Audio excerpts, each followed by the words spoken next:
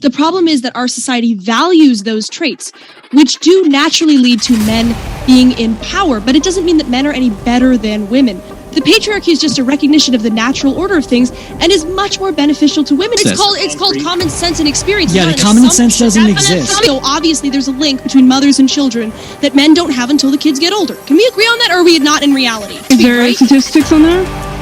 You need statistics to figure out if breastfeeding creates a deep bond with that child. Men should not be feminized, and women should not be deified. Grace, if you're going to have all these people talk about how you're winning, I feel like that doesn't make any sense. I feel like you should stop mumbling. You're not going to crush the patriarchy anytime soon with that tone of voice. Hey everybody, today we're debating the case for patriarchy, and we are starting right now with the pro side, in particular. Grace, thanks for being with us. The floor is all yours. Hi, James. Hi, guys. Thanks for having me. Okay, I want to start this by saying that I think there's two different ways to define the word patriarchy, and I think it's really important that we figure out what exactly we're making the case for here. On the one hand, you have the sort of very traditional Oxford Dictionary definition, which is very literal, which would be any form of social organization in which men have predominant power. This comes from the etymology of the word, so patri meaning father and archi meaning rule in Greek. Then you have a more sort of political definition of it, which would be sort of an oppressive structure that men enforce over women, a society controlled by men in which men use their power to their own advantage over women. I would hope just to start that we could agree that the concept that men as a collective have conspired to oppress women throughout history by establishing power structures that subjugate women is ridiculous. It's sort of a conspiracy theory.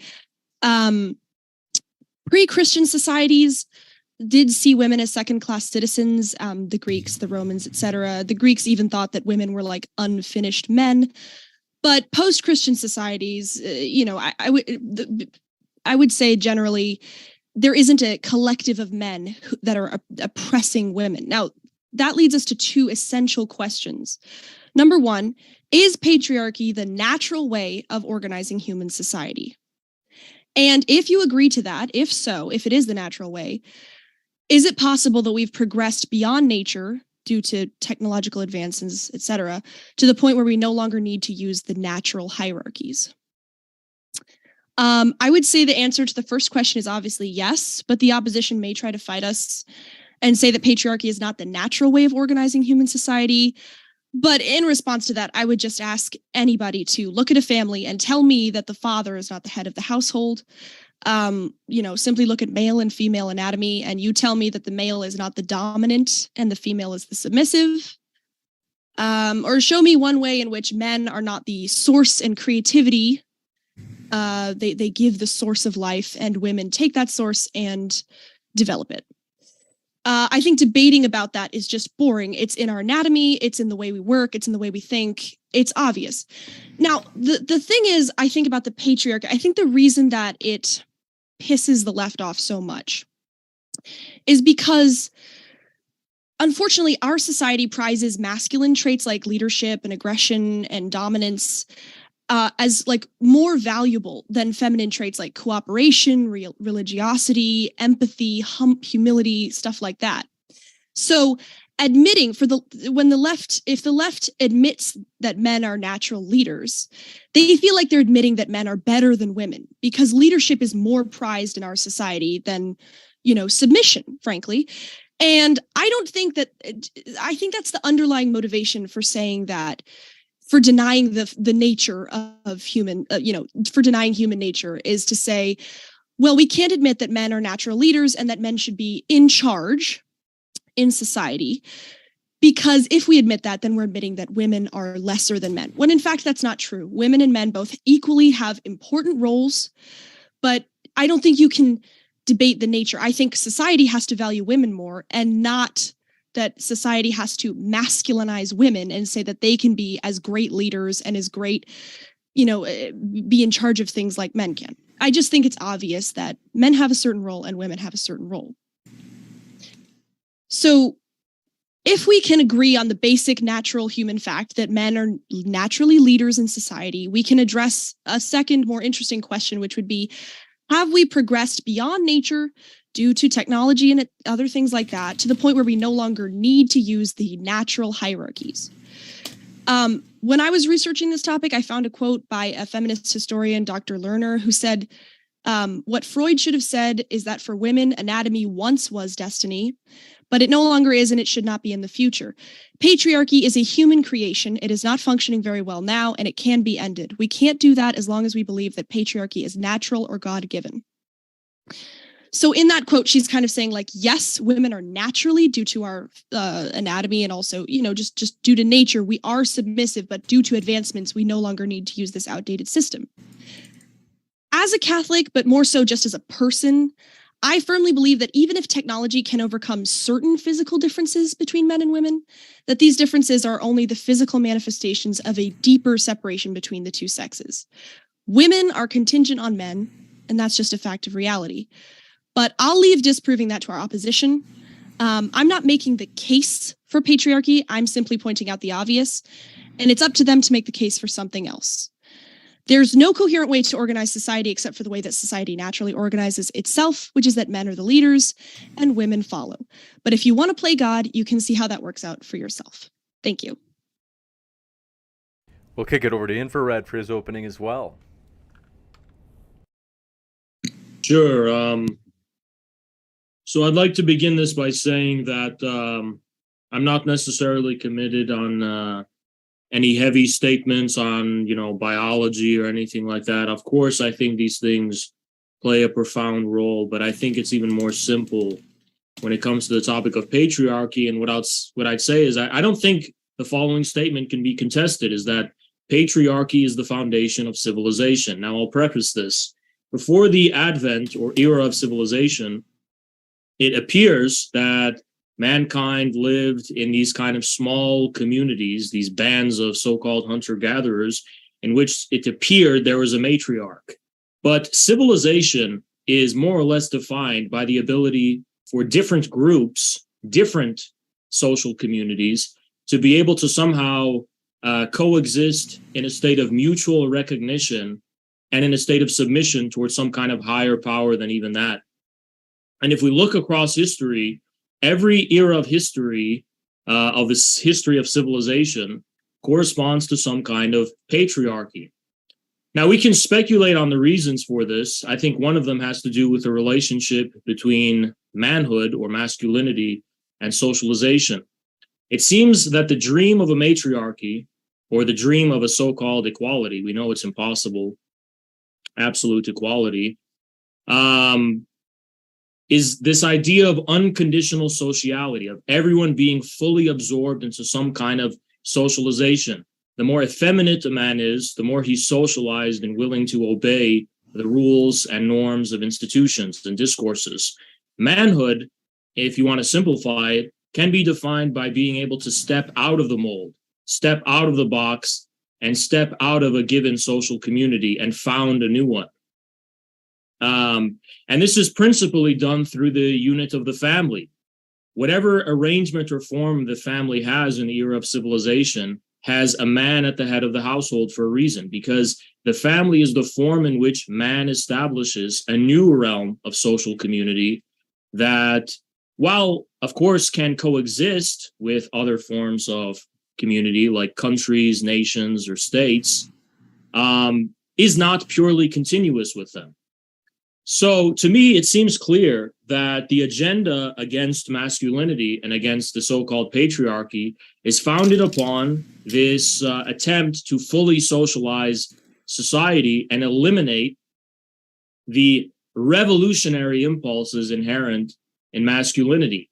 Men do not want to obey some kind of uniform, institutionalized, straitjacketed, safe space society. They have an inherent inclination to look at society from the perspective of outside. Not to be a vulgar evolutionary psychologist, but it's almost as simple as men had to deal with the issue of, it doesn't matter what meaning it has socially, it doesn't matter whose feelings this hurts. A lion is going to come fucking eat us unless we grab a spear and go get rid of the lion. Whereas women are more focused on the inner world of community and sociality. And men have to deal with the fact that every social community is premised by its contrary, by its opposite. Every social community is premised by conditions that are not within the control of the social community. You cannot discursively arbitrate the existence of lions, volcanoes, hurricanes, droughts, famines, so on and so forth, or even external threats in the form of invading enemies. These are not things you can negotiate within a given community.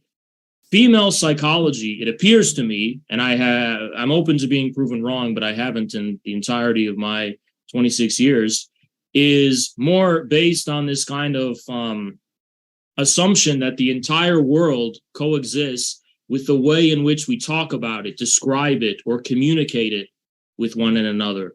And the ability to understand a pure objective alterity seems to not be possible for women, in my view. And that's not necessarily a bad thing, but it does speak to the fact there are differences between men and women as it relates to how communities are reproduced. They fulfill different roles, not just different roles at the level of a household, but different roles at the level of civilization. And instead of trying, I am not necessarily against formal equality between men and women. We should not say women can't be engineers or scientists and so on and pursue this form of education, because then we preempt something we can have no absolute knowledge of. But even when we have full, absolute formal equality, which appears to be the case in the United States, it seems like we still end up fulfilling more or less natural sexual roles. And feminists consider this to be an outrage and want to go beyond the realm of formal equality and establish some kind of absolute equality in the realm of culture. And this is exactly what I oppose. Culture is patriarchal, not because it's some system or it's some kind of political establishment, but because the male and female role ontologically mean different things. The male and female role are not arbitrary gender constructs, because this assumes some kind of flat, neutral biological state, when in reality, all biology is sexed in some kind of way, even in terms of asexual reproduction. All biology revolves around the contradiction of sexuation. And this is an irreducible, absolute contradiction. No matter how much you want to say we can bridge the gap, there's always going to be the male way and the female way of looking at things. And I don't think this dialectic can be dissolved. It may reproduce itself in new ways, but that dialectic between man and woman, that fundamental difference, has always existed across all of history. And here's the most important kicker. The recent movements which attempt to establish artificially some kind of equality between man and woman only ever have the effect of making men effeminate. It never has the effect of actually allowing women to somehow fulfill the patriarchal or masculine role. All it does is basically try to turn everyone into a bitch, excuse my language. So that's the effect we've seen. So when people say, Haas, you may say this is the case for all of history, but what about these new things that are happening now? Those are not succeeding in eliminating sexual difference. They are just succeeding in an extremely misanthropic, anti-human way, attacking masculinity and manhood itself, which is contributing to the decline of civilization itself and a healthy relationship between the sexes. So that's my... Thank you very much for that opening statement as well, Infrared. And folks, if it's your first time here at Modern Day Debate, I'm your host, James. Want to let you know our vision at Modern Day Debate is to provide a neutral platform so that everybody can make their case on a level playing field. If you haven't yet, hit that subscribe button, because we hope you feel welcome, and we've got plenty more debates to see. You don't want to miss out, so hit that subscribe button right now. With that, we're going to jump over to the, you could say, against patriarchy position. Thanks so much for being with us, Neeina and Anthony. Anthony, the floor is all yours. Thank you, James. Appreciate you inviting me onto this program. Glad to be here. So tonight we are arguing whether or not patriarchy should be followed. My opponents have just said that we should, and I will do my best to explain why we shouldn't. This is an argument that has been going on for all of recorded history, and pretty much nearly across all cultures. The ancient Stoic philosophers argued that the women should study philosophy, but in order to be better wives and mothers. It was left to men to lead. In ancient China, Confucius, the founder of Confucianism, talked about the proper role for men and women. He promoted traditional values as a means of achieving stability, and that meant men should be leaders and women should be homemakers. We see the same thing in India going back to at least 1500 BC, where women were outright prevented from entering religious life. And I'm sure we all know how Judeo-Christian values have influenced the West. Now, while all this is true, it is also true that the opposite arguments were being made as well. Going back to ancient Greece, we have the ancient myth of Amazonian warriors being fearsome and battle-hardened. Plato and Socrates argued that women and men were roughly equal. In China, we have the story of Mulan and the Pillow Book. The warrior Queen Maviva existed. Medicine women in the Dark Ages of Europe were generally respected by their communities before the takeover of Christendom. Joan of Arc, need I say more? Regardless of what anyone says, there has never been consensus on this issue. If one believes that patriarchy does exist, which I do, it doesn't mean that the existence is just. Just because it may have served a purpose in the past doesn't mean it does so now. For example, we can easily postulate that patriarchy rose out of physical power differences between men and women, war, farming, a desire to control parentage, or any other manner of convenience and rationalization. But the material conditions that gave rise to the patriarchy are no longer in existence, if they ever were. With each passing century, humans have pushed towards greater equality and liberalization for our collective betterment. We have gone from a paternalistic, authoritarian-based system to one of roughly liberal democracy. And if you are like me, you believe that is an inherent good. But let's say you aren't like me, and that you think the decline since women were given the franchise in the 19th Amendment has been bad. Since its passage, though, the United States GDP has increased exponentially, going from roughly $59 billion to $25 trillion in today's money. Maybe you're okay with women having the right to vote, but you think society only really started going downhill when women entered the workforce. Well, since about 1960, GDP per capita went from roughly $3,000 to $70,000, and US GDP has gone from roughly $534 billion to, again, $25 trillion. If women being empowered was really that detrimental to society, you would think you would see it in these numbers, wouldn't you? What about laws? Well, I can think of no better example than Frances Perkins, who was instrumental in the creation of the Fair Labor Standards and Social Security. I think most people can agree that society should strive to get as close to a meritocracy as possible. I believe most people would say that not every person is suited for every type of position. I would venture to guess that my opponents agree with these statements as well. In fact, they likely believe that men and women are generally suited for different roles, as you heard. And that is, well, okay, of course. But I'm really selfish. For the sake of argument, let's assume that my opponents are right about the patriarchy. What does this do to people who do not fit neatly into these tiny little boxes? Are they to be ostracized by society? Are they to be forced themselves into these boxes which they do not really belong? If so, then would that mean that we lose out on their talents? Doesn't all of society suffer as a result? Like I said, I am an extremely selfish person. I want to be able to have access to all of the world's talents. I want to be able to live my life as I choose, as long as I don't hurt other people. Forcing everyone into these confining roles prevents this, and as a result, it does hurt us all. Thank you. Thank you very much. We'll kick it over to Neeina as well. Thanks for being with us, Neeina, for the first time ever. Glad you're here. Thank you for having me. It's always exciting to come on a new show. I'm going to keep mine short and sweet because I can't imagine the attention span is going to hold that much. But I want to just address a few things that were obviously mentioned earlier about like the natural way. I don't think that there is a natural way. If you're going to use the phrasing of saying like a natural way, then we wouldn't have differences in societies, right? There's more than I want to get into later, obviously, but I'll just be very short here and just say I'm an American. I love freedom, and I want freedom for the most amount of people. What I think people forget when it comes to patriarchy is it doesn't just like shit on women. It is very damaging to men as well.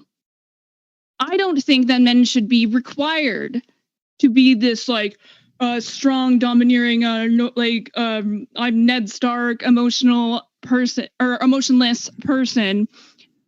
If you're not that type of person, because people are different, and we all know that. I think that it shouldn't be a requirement to just be like the tallest guy, the strongest guy, like we have to be the best leaders. No, I think it's okay to be somebody who is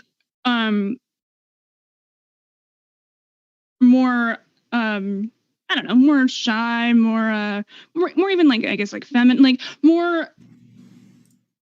in tune with their feelings. They don't have to put on this presentation and play this role.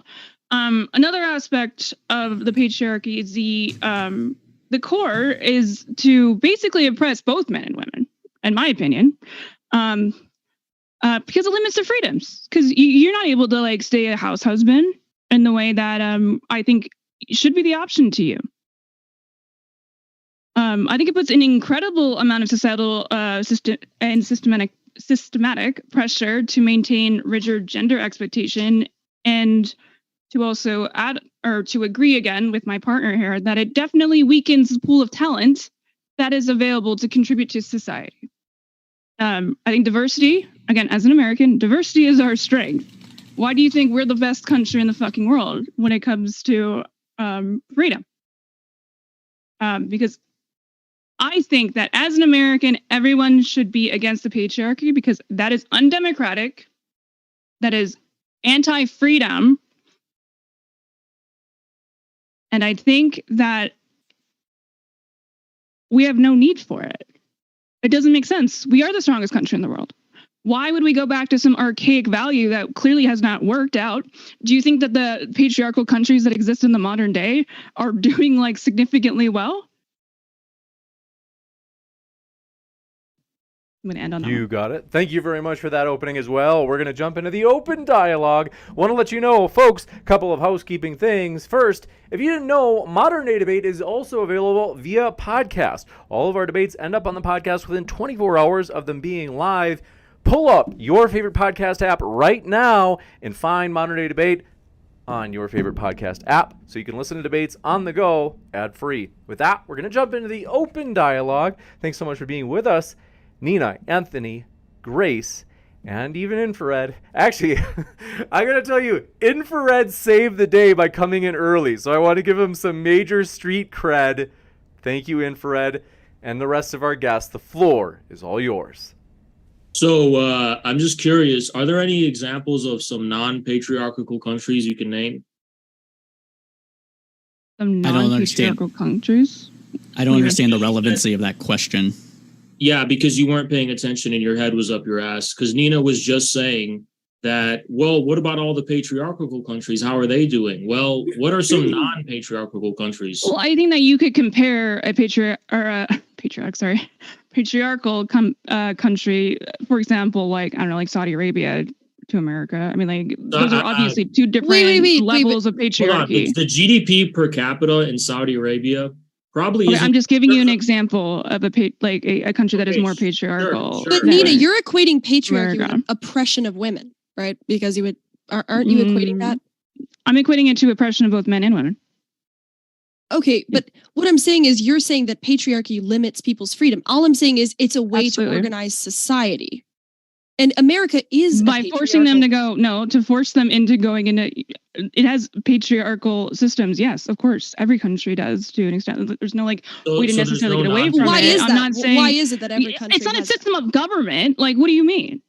Right, it's a hierarchy. It's a way of organizing. Here's a less loaded question. Right, exactly. Neeina, can you name some non-patriarchal societies or cultures? Do you want me to name a society or culture that doesn't have hierarchies? That doesn't have patriarchy as you'd see it. I don't have any like a matriarchal society. That's successful. I have no fucking a non-patriarchal doesn't mean a matriarchal society. I thought that the question was whether or not we should follow a patriarchal Yeah, but society, not whether or not they exist. Hold on. Because the question Not of whether or not they exist. The question of whether we should have a patriarchy is directly related to the question of whether it's possible for there not to be patriarchy. Is it okay? So then my follow-up question, and infrared, would be whether or not is there going to be an instance where there is either meritocracy, where patriarchy doesn't really matter anymore, or is there some societies that are less patriarchal than other ones, and those societies are doing better or not? I love your question. In a meritocracy, I'm willing to bet a patriarchy would arise naturally. We don't have a meritocracy in today's feminist institutions because I would argue there isn't a meritocracy even in some of the most Hold on. what we have in the woke institutions is affirmative action for the fairer sex. Okay, wait. But I gotta put some stats here. We have a quota. If you're a woman, we're going to appoint you to a position of power, not because they're married. What quota? What country are you talking about, though? We don't actually have quotas. In the United States. Yeah, I've never heard of. We don't have quotas in the United States. We have institutions which definitely do. There are some companies that wish to have there's not some companies. It's a corporate fucking standard. Don't weasel out here. I'm not weaseling out. There are some companies that want to have a more equity. Name some major institutions that don't practice affirmative action for women when it comes affirmative action for women. Yeah, name some. Can you name one that does? Every corporate, almost. That's a cop out. Okay, that's not. Okay. You know what? Wait. So which one? Almost all of the writers who work at Netflix who are women are just there because they're women. They're not talented. They're worthless. Everything they produce. That is a completely subjective interpretation of what is going on. It's not subjective. If you don't know, these corporations literally go, "Oh yeah, she's a woman. We'll hire her because it gives us some fucking brownie points." Yeah, that's what capitalism sucks. Okay, but wait. Don't we have to agree? And that's the case. we have to. I think you guys on the opposition, you have to give some basis for why you say patriarchy is oppressive to women, because you're saying it's wrong, and we're going into what societies have patriarchy, matriarchy, whatever. But what is your? Yeah, go ahead. So we're changing the subject. Well, I mean, quotas, but don't we have to go back to the basics and say, why are you guys against patriarchy in the first place? And then we can go into how it's... Sure. Do you want to go first, Neeina? Well, I mean, that was literally our opening statements, so yeah. I don't know if you guys weren't paying attention, but, do you want to just read them again? Well, but what I'm saying is you're saying the patriarchy hurts women, but you haven't actually identified... No, it hurts everybody. The reason it hurts everybody, and that's what I ended my opening statement with, is that there are people what is that based What is that based on? Crowdsourced. Hold on. Let's give... All right, hold on one sec, just because we have each of you asking... Hold on one sec, we have each of you asking a question of Anthony. I want to give Anthony a chance to respond. Thank you. So to answer that question, it is oppressive to anybody that is not within the quote unquote norm. And there are going to be men that are going to be outside of the norm. There are going to be women outside of the norm. What we want to see happen is as equitable of a society as that we can have. And to me, that means meritocracy, which means that if a woman is good at leading people, they should be a leader. If a man is good at being a leader, they should be a leader. If a woman is smarter than a man in a particular field of study, they should have more say in what that field of study is rather than a man does, just for the fact that they are a man. I agree with that too, but I'm not saying, I think you equate patriarchy with 50s, which is this then ridiculous cookie cutter. Wait, you can't, no, hold on. You can't agree with that and then be for the patriarchy.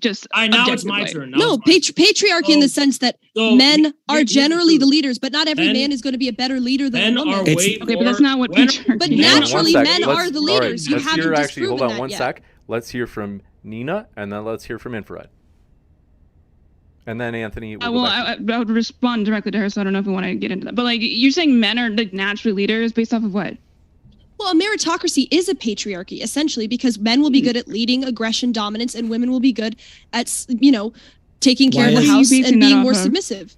And there will be outliers, but essentially it will form itself into a patriarchy if it's a meritocracy. Why did women not want to why did women not want to do that anymore, and why have we moved past? You can I know this is a Jordan Peterson point, but you can look The at Scandinavian fucking media. countries. You can look at Scandinavian countries when women have all what am the I freedom saying? to choose.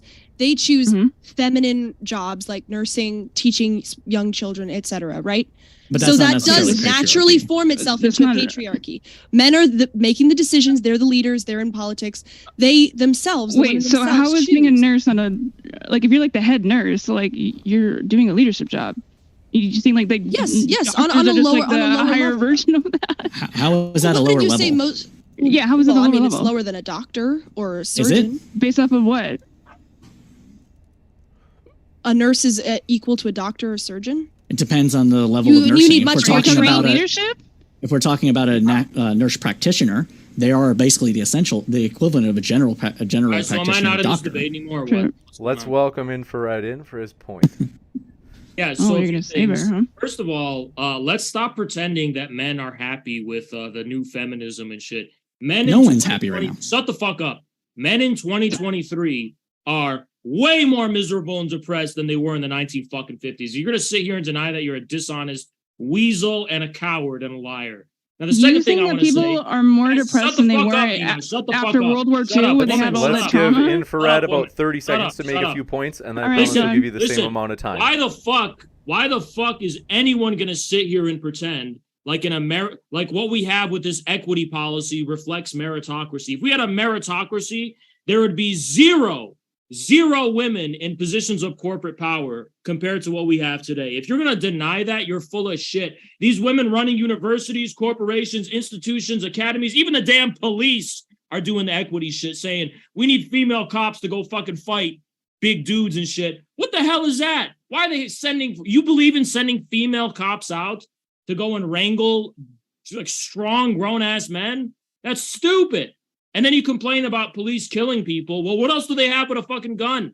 It's stupid. Every segment of That's a dumb society point. in America, every sector of society in America is doing this shit. We're like, oh, we gotta have women just because they're fucking women. Why? Why don't we actually have a real got it. meritocracy where Thank people you. who have the skills get the fucking job? That's not what we fucking have. That's We'll why kick a it man. over. That's why Infrared Hayes. I'm not going to get nominated as the VP of the Democrat Party. We got to have Kamala Harris because she's a woman. Kamala did dog shit in All the right, fucking let's kick it primaries, over. and they still We're giving you a fucking good- appoint her. a And good 30 we're doing the seconds thing or where more. you just Women talk have to over go me. over. I mean, I Hey, can the talk same over way. you the same way that you talk over me. It's fine. What No, the you fuck are can't, you talking because about? Do you you're have any inferior- proof for because you're a inferior single female fucking voice claim that you're unless- making? Excuse me? Do you have There- any proof of anything that you're saying? You're just kind of For spouting example, off some Haas, bullshit. you're saying, hold on. So let me have a question, direct question. So you said that of course, police are killing people. Look at all the women on the police force. How many women killed people in 2020 or 20? We'll say 2022. That's the last year. Look, you're missing the fucking point. That was No, just a you side- can't Oh, make okay. that point. Women You do. can't make the point as doing. Listen, That's the thing. crowdsource. The Yeah, what's point up? is, we have irrational cases of affirmative action where women are put on the line of duty to go and fucking fight big ass. And how many of those women have pulled their service piece out to blow somebody away versus how many men? I have no idea, but I'm telling. Okay, The point is Okay, that here's the the vast better point. majority of Crowdsource, shootings that crowdsource. happen. Here's No, the better if we're point. going to talk about what it's not relevant. picture, It it gibberish is that- though. I irrelevant. do You need, brought it just up, so so we can now it's actually have a relevant. conversation. Okay, let me ask you a move common sense forward. question. We Yeah, do actually common have sense to have question. a This is chance where common people are sense. able to interact This with is each common other's sense. questions. This is common sense. This is common sense. Ready? Uh-huh. Can a woman, female officer, restrain a grown, big ass, strong man? Can they do that? No. So how do they Big enforce ass authority? strong man. How do they You're enforce kind of authority? implying that Yes, he's like women a- are much Is she women are much enforcing more authority? violent. Women How are do much more female violent. cops enforce authority? The only This has power they nothing to have do with the is- patriarchy. This is a Okay, single crowdsource, job crowdsource. war. No, it does. It does have to do with the patriarchy Crowdsource. because that's an What? Okay, example. then I want to hear Crowdsource. Grace tell me how Oh, it I hate has to to do do with the this, but- patriarchy. Crowdsource. Just Crowdsource. because I do have to put everybody on mute for a second, just because I appreciate everybody's passion, but if everybody's speaking at the same time, especially if sometimes people are even speaking over their debate partner, it really defeats the purpose of people being able to hear anybody at all. So I'm going to unmute everybody, and I'm ready for you. So I think the last question was posed by, I think, Anthony. So if you can remind us just by literally only asking that question, We'll give Infrared 30 seconds to respond to that question. What was your question one more time, Anthony? I would like to know why women's existence in the police force has anything at all to do with the patriarchy. I'm just saying it's an example of how even police departments are starting to adopt the equity policy, appointing women in positions they're clearly not fit for. But this has nothing, in my opinion, to do with the patriarchy. Patriarchy is a societal system where men are, by either quote unquote natural virtue of their biology, are more likely to be in charge of society versus women. Not necessarily, not more likely, are in charge of society versus women. How do you get rid of the patriarchy then if it's just an immutable fact? I don't believe it's an immutable fact. So that's what I made in my opening statement. Well, can I try to answer your question? Biology, what do we do? Female police officers, okay, the patriarchy, okay, so men are more powerful naturally, right? So female police officers are trying to invert that nature, and that's happened a lot in our society with women. What the problem is our society values masculine traits. So feminists want women to become police officers, lawyers, politicians, be aggressive, assertive, dominant, forceful, right? The problem is that our society values those traits, which do naturally lead to men being in power. But it doesn't mean that men are any better than women. But women now feel the need to constantly prove that they're as good as men, which actually ends up masculinizing women. The patriarchy is just a recognition of the natural order of things and is much more beneficial to women because if a female is in the police force, she's going to do poorly. She has less gravitas. She's going to be more violent because she doesn't have the physical power to restrain people and control a situation. And it actually is much worse for women.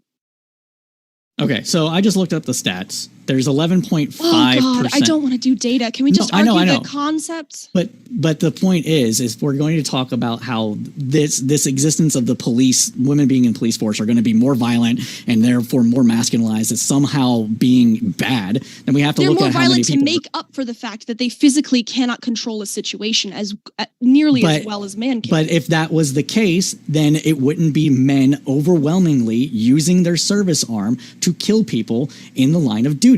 Well, it's men overwhelmingly because there's way more men in the police force. There's way more men. Even proportionally, it is more men proportionally killing people in the line of duty than women. And that is probably because the way that the police are trained to be fearful for their lives because America's got a gun.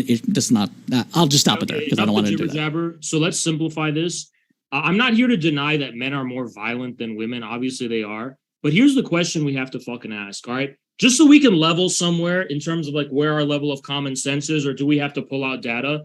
Do you agree there is a widespread phenomena of feministic equity policy across America's institutions where women are appointed into positions of power or the professions because they want to look good hiring more women or having more women? Like, is that an institutional policy that's been adopted by pretty much most of America's corporations, universities, NGOs, and stuff? Like, if you have a basic mainstream institution in the United States, do they consider it a good thing to like hire women and put them in positions primarily because they're women and they think this is a win for equality? So just so we can level. Not primarily because they are women. But no, because you're going to laugh, I know. It is not just because they're women. What it is that they are women with certain leadership qualities, and so those are the people that are being promoted. It's not just any old woman that's being pulled off the street and then be like, okay, you're CEO now. That's not what's happening. So you're experience and everything else. Hold on. You're saying women are primarily being promoted career-wise and in terms of their professions and positions of power, not because of affirmative action, but because of pure merit. That's what you're saying. I'm going to push back on Haz a little bit here because I think he has a sort of like a 50s cookie cutter idea of male and feminine female traits. Women can be extremely good communicators. They can be great for business, like connecting with people, networking. So it's not like all, and women can also be good leaders. I'm just saying like naturally. Like Kamala Harris, who was appointed. Kamala Harris is an extremely effective politician. Sure, is she full of shit? Yes. All right, we can have you guys debate about. Hold on. So we can have you guys debate about Kamala Harris later. I do want to give Neeina a chance. If you had any thoughts that you wanted to share, Neeina, I know that the conversation's been moving fast, and oftentimes it feels like you'd have to interrupt between a series of questions between two people. What have you got, Neeina? Any thoughts? You're muted on here on Zoom. Well, let me unmute you. I think it might be set because Infrared's on tonight. I set it so that I have to unmute you. So I just hit you unmute. I think. unmute I guess I yourself. didn't realize I was muted. I have the thing. Go ahead. I wasn't looking. How long have I been muted for? No wonder nobody's listening to me. Sorry. So I know we don't want to do the stats thing apparently, but I will say, Oz, what do you think about the fact that diverse teams are statistically more likely to be have higher production, to be more efficient? What industry? In research, specifically. The stat that I have. In researching what? Researching what? What are you talking about? Well, if you're talking about, I have a study of 6.6 million papers, finds that gender-balanced teams produce more innovative and impactful work. So what are you talking about? What work? Do you understand how researching works? Researching what? It's research in general. It's a generalized research in general. research. So you're going to sit here and tell me it's data science. You found a legitimate study that said Well, all research yes. is better when there's diversity. Well, it was a study of 6.6 million papers. It's a meta study. How did they measure the innovation success of those papers? You want me to just I could just link it to you if you want. I'm just curious, what the hell about you're it. talking about, because if you know anything. Well, I'm telling you. Okay, so you're just gonna attack the study now. Well, the problem is if you know anything about the scientific community, this is the reason I'm asking this, and if you know anything about academia, most research papers lead to nothing. So I'm asking you, what defines success? Okay, I'm talking about that they're more likely to be published. Okay, I don't think that's a metric. 14%. I don't more likely to be highly. You understand what highly cited papers mean? I think papers that are more. Do you understand what that means? Yeah, I do, but I think papers that are more likely to actually lead to technological innovation or new practices, for example, that are actually one paper is just going to lead to technological innovation. No, it's research. The thing is, it's research is supposed to produce results. All right, if it's based on results, then I'd have to look into it. But if it's not based on results, I'm not going to entertain what you're talking about. I don't care about. Well, assume that it's true though, just for the sake of argument. Yeah, I mean, I can link it too. Yeah, if it happens to be true, then my best guess would be that it would have been the result of a meritocracy and not an equity policy of just hiring women to overcome systemic oppression or whatever. Okay, so then you would agree then that diverse teams are better. If it was proven that diverse teams produce more results, of course. But first of all, that has not been proven. And according to this paper, it is. Second of all, you guys are being really bad faith because nobody's even denying that. Nobody's denying that women can research scientific papers and stuff. What I am insisting upon the fact of is that our society, in terms of our institutions, has tipped the scale in the extreme toward equity policy and affirmative action rather than merit. And I think if you deny that, you're just being disingenuous. Okay, we're talking about patriarchy, though. So patriarchy would deny these women being able to be involved in these studies. So they would be, 9%. That's not true. That's not true. Less public. Patriarchy is a meritocracy. No. Men are inherently better at those things. I do want to hear. Let's let Neeina finish this point, and then we'll hear from you, Grace. I don't know if you just don't understand what it is, but if we're talking about that gender roles should be patriarchy inherently supports gender roles, correct? Can we establish that? It recognizes gender roles that already exist that are obvious.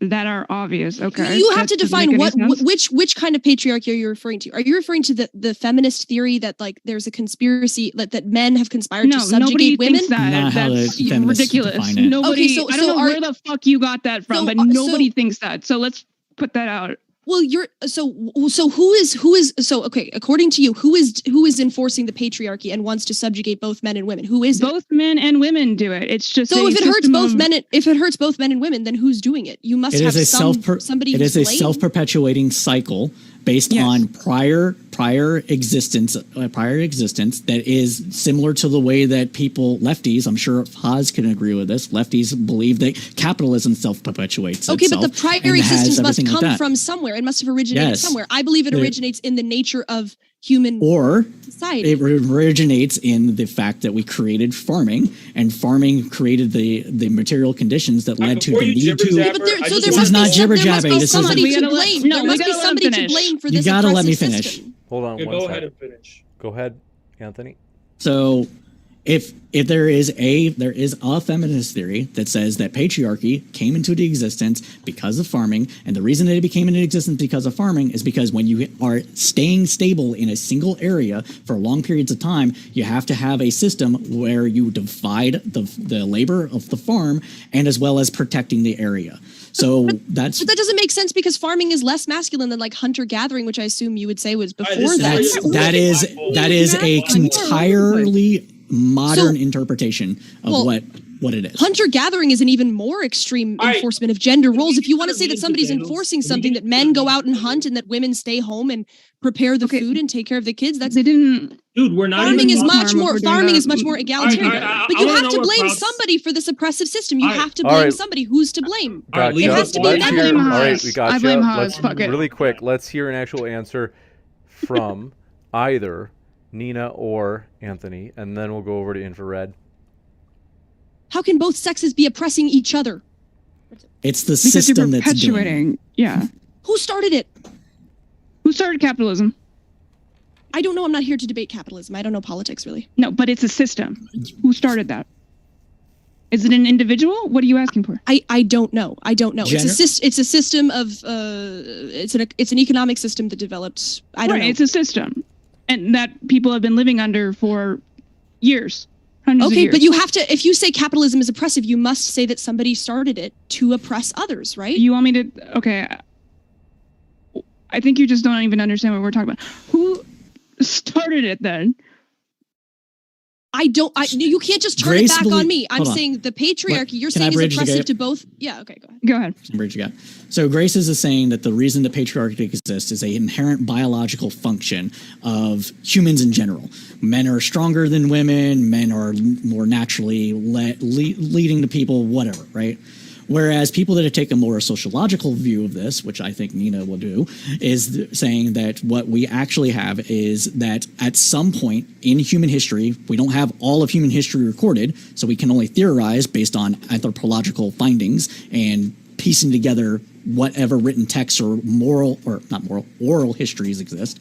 That what we see is that somebody at some point decided that usually a leader, usually a group of leaders, decided, hey, this is the best way to go forward for some reason. And that is where I came with the farming thing. That's where I come with the war stuff. You have territory, you have to do this, all that stuff. Crowdsorted, did a man or a woman invent feminism? That's not relevant, so I'm not going to answer it. Well, you're talking about like a bunch of stupid bullshit about farming, so I just hope we rope it back to the actual topic. But Grace asked who started patriarchy. So I decided to answer that question. So there we go. Well, it was a relevant detour. And I have to ask the question. You keep talking about patriarchy versus meritocracy. Well, Yes. What would you say to the feminist critique, which is dominant and widespread in terms of how patriarchy is framed, which is this: even in a meritocracy, if we don't go out of our way to quote unquote correct thousands of years of imbalance culturally on a cultural level, we're talking about culture, then it's still. Well, I just disagree. I would disagree with those people. Okay, at so some what- point you have to ignore thousands of years ago. I don't care what happened Sure, 1,000 years ago. I crowdsourcing. don't care what So happens like 10 years ago. What examples of a meritocracy could you give them that are not patriarchal? Well, we don't have a meritocracy right now. Partly because Okay. of meritocracy. I mean, partially because of patriarchy, partly let me because ask of you any a other question. stuff. Let's say that we have. had a meritocracy and on a cultural level, it still led to something that most people could agree resembled a patriarchy. It would no longer be inherently. It would no longer be a patriarchy Why not? because it would be meritocratic. Yeah, those things don't exist. Come on, Yeah, Neeina, those I things wanna- are I wanna completely actually- unable to exist in the shut up. same Shut in the the same fuck up. world. I want to just get something out of this. Okay, well, am I speaking too much? Because I'm really curious. Honest? Because there is no formal patriarchy, right? So if you're saying it would no longer be really a patriarchy anymore, why is that? And I want you to answer that.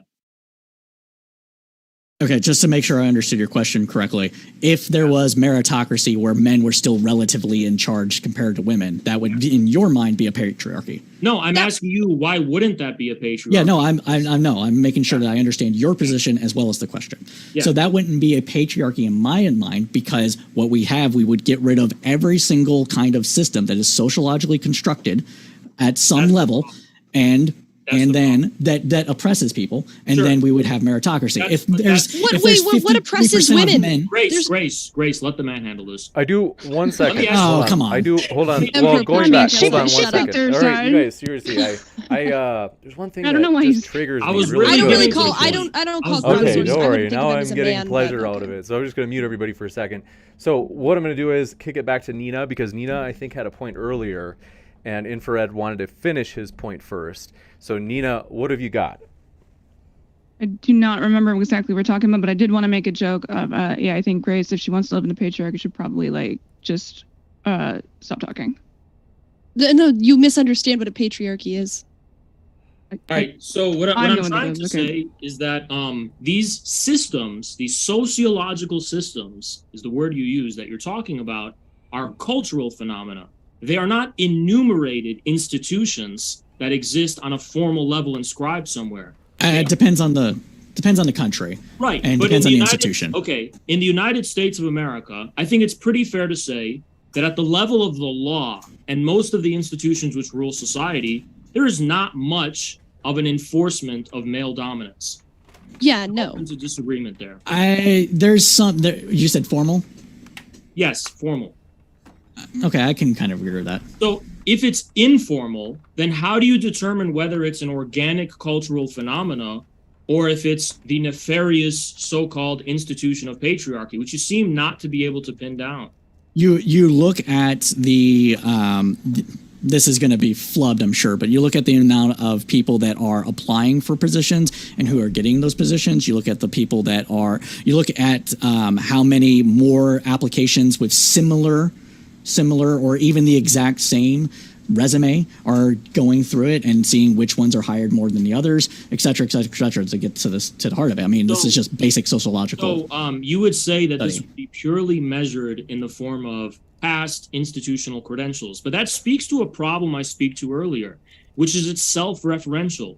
If the only credentials, I'll give you an example of this. Sometimes people are hired not necessarily because of the credentials they had in the past, but because of the unique and creative ability for them to solve problems and engage in task solving problems and so on. So maybe women can, in some cases, have more credentials on a piece of paper than a man, but a man is actually more effective at getting things done. And that can't always be measured by institutions necessarily. Well, then why would those men then be hired because they're better at creating stuff? If you can't measure it, then how do you know that the men are better? It can't always be measured by a resume. It could be measured in the results, obviously, but it can't always be measured. Well, when I say resume, I mean like someone's past job, someone's a test, whatever. It just the amalgamation of everything that goes into getting hired. Yeah, but I think institutions are inherently socializing things, which is basically they kind of neglect that element of human creativity and individual willpower that cannot always be premised by the terms of the institution. And I think that's why in a meritocracy, sometimes men do naturally come out on top and dominate, even if it doesn't make sense according to the resume or the institution, because of. But you would have to prove. Sorry, finish your point. I don't mean to talk over you. Well, I'm just trying to give you one possible example of how what you would take as a measurement of unjust patriarchy could actually just reflect something organic. Yes, right. Men prefer to hire other men because they're less likely to get pregnant. They're more work focused. They work longer hours. Is that part of the patriarchy? Are those men part of the men who hire? I mean, other if they prefer to hire men over women simply because of the fact that the woman could possibly get pregnant, yeah, I would say that is not. Well, if you're trying to run an effective business, you have to recognize the natural occurrences. Yeah, which is and that men if you hire need a to woman, spend time, but men need to spend time with their kids as well during paternity leave, and that's an issue that men are actually oppressed by the patriarchy because they're expected expected to just be like, hey, you are not supposed to be with your kid during the first 8 months of its life. Fuck you, come back to work. It's much more important. It's much more important for but the the woman to be with the kid. Wait, In the first couple months of when a baby's born, the man doesn't really do much of anything. It's mostly the baby and the mother. Oh my God, you're that depends. a fucking child That depends on the ability. It's of true. It's called produce. nature. It's true that they don't do anything. They don't have much to do. They interact with the baby somewhat, but they can work just as hard. So it's not important for you to be near your child and I mean, you can help be with. near your You don't child. need to take time off care of of work. them. It's infinitely, exponentially more important for the woman to bond with the child. One at a Hold on, time. hold on. One at a Just time. so we're Hold on. clear. All right, let's hear from Neeina. Go ahead, Neeina. Okay, so you think that men don't need to spend time with their children? No, I didn't say that. Okay, I so said they can need you to spend clarify much your less position? time. And they don't need to take time off of work if they have a newborn. A Why? couple hours a day is fine. They don't have much to do. It's a newborn. It can't talk. It can't. Okay, so you want bonding. just somebody to Bonding. stay at the home mother. and just. So the second she gives birth, she should just be able to take care of everything. Okay, It's incredibly important in the early stages of a baby for the woman You to bond understand with that it, like most bonding of the in time. terms of like actually like you're with your partner. What's a guy gonna is do? What's a guy gonna do? incredibly Hold important the that baby? He's gonna hold the baby a little bit. Do you say hi understand to how it. babies work? What the fuck are you talking about? What's a man gonna do? It's about the woman. She's breastfeeding. Wait. She's. So you're So saying you all can you just women- leave one- a baby in a corner and don't do anything? Not all women You're can liars. breast. You're not just denying all, reality. No. Not all women are I'm capable trying of to ask you to breastfeeding. clarify, my only girl. a small minority of women. No, can. you Hold on, let's straw hear manned from me by Anthony. saying something I didn't say. I'm Let's hear asking from you a Anthony. question. I'm wanting you to correct No, me. quiet. I want to hear from Anthony. I gave you guys a shot. You guys talked. Now, I'm amazed that you make that face at me, Neeina, when I'm trying to interject just to give Anthony a chance to speak, and you make it seem like I'm the bad guy because I'm just saying like It was just the phrasing you Hold on, used. seriously, I'm still talking and you're still interrupting. My bad. Is that when I'm saying let's go to Anthony several times Yeah. and you're still talking over me, and you still just keep doing it? It's like, okay, I don't think you realize I'm the one that's supposed to keep this thing orderly. So He's the patriarch. Sorry, you're a little quiet when everyone's talking, so I apologize. I didn't hear okay, you. no problem. I know there's a delay sometimes too, so I don't want to get too triggered. But Yeah, I didn't mean to be rude. But go ahead, Yeah, and- Anthony, and then I promise we'll come back to you, Neeina. I know you had a point as well that you want to still make. Anthony, what was your thing you were going to say? First, I want to apologize to everybody because I know I'm interrupting, so that's on me. All right, put that out of the way. So, Grace, do you think every single woman is capable of breastfeeding? That they have the capacity to do it? No, of course some women have. Adequately, okay. Most So women, do you- most though, like 90% Sure. at least. Most. So in those instances where they're not able to, then is it important for the husband to be around to help, especially if there's other things that need to be done around the house? Like Well- if in where they're breastfeeding all the time, and that's what I'm saying. the physical contact with the mother and the constant bonding is the most important to the newborn at that time. Whether it's formula or the breast milk, which is obviously much better, but like if it has to be formula because of a physical problem, then still it would be the mother. I've taken care of babies. Have either of you? Sure. Yes. Okay. Well, so my own child, but yeah.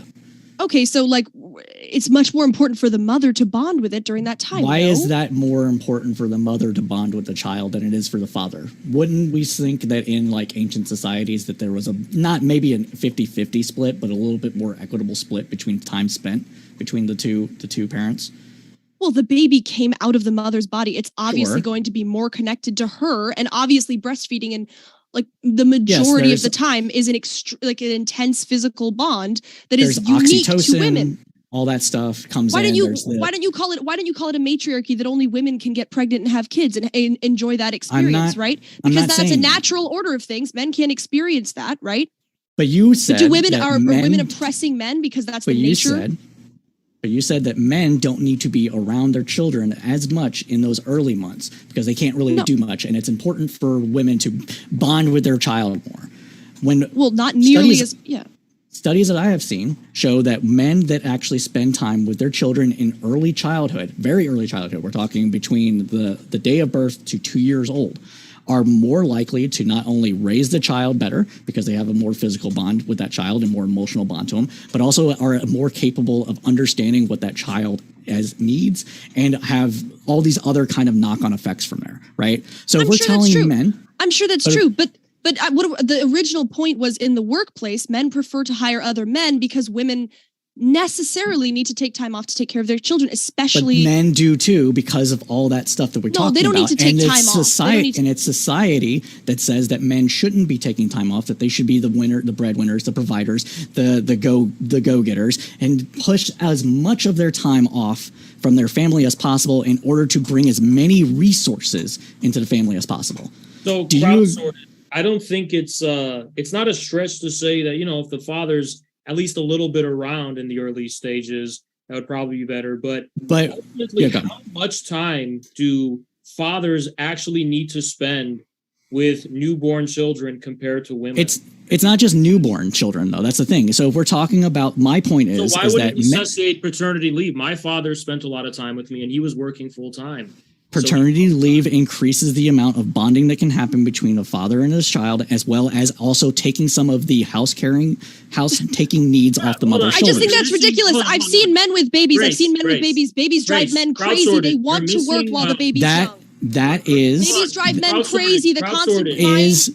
But aren't you missing the factor that it's also increases the likelihood that the household is going to be broke?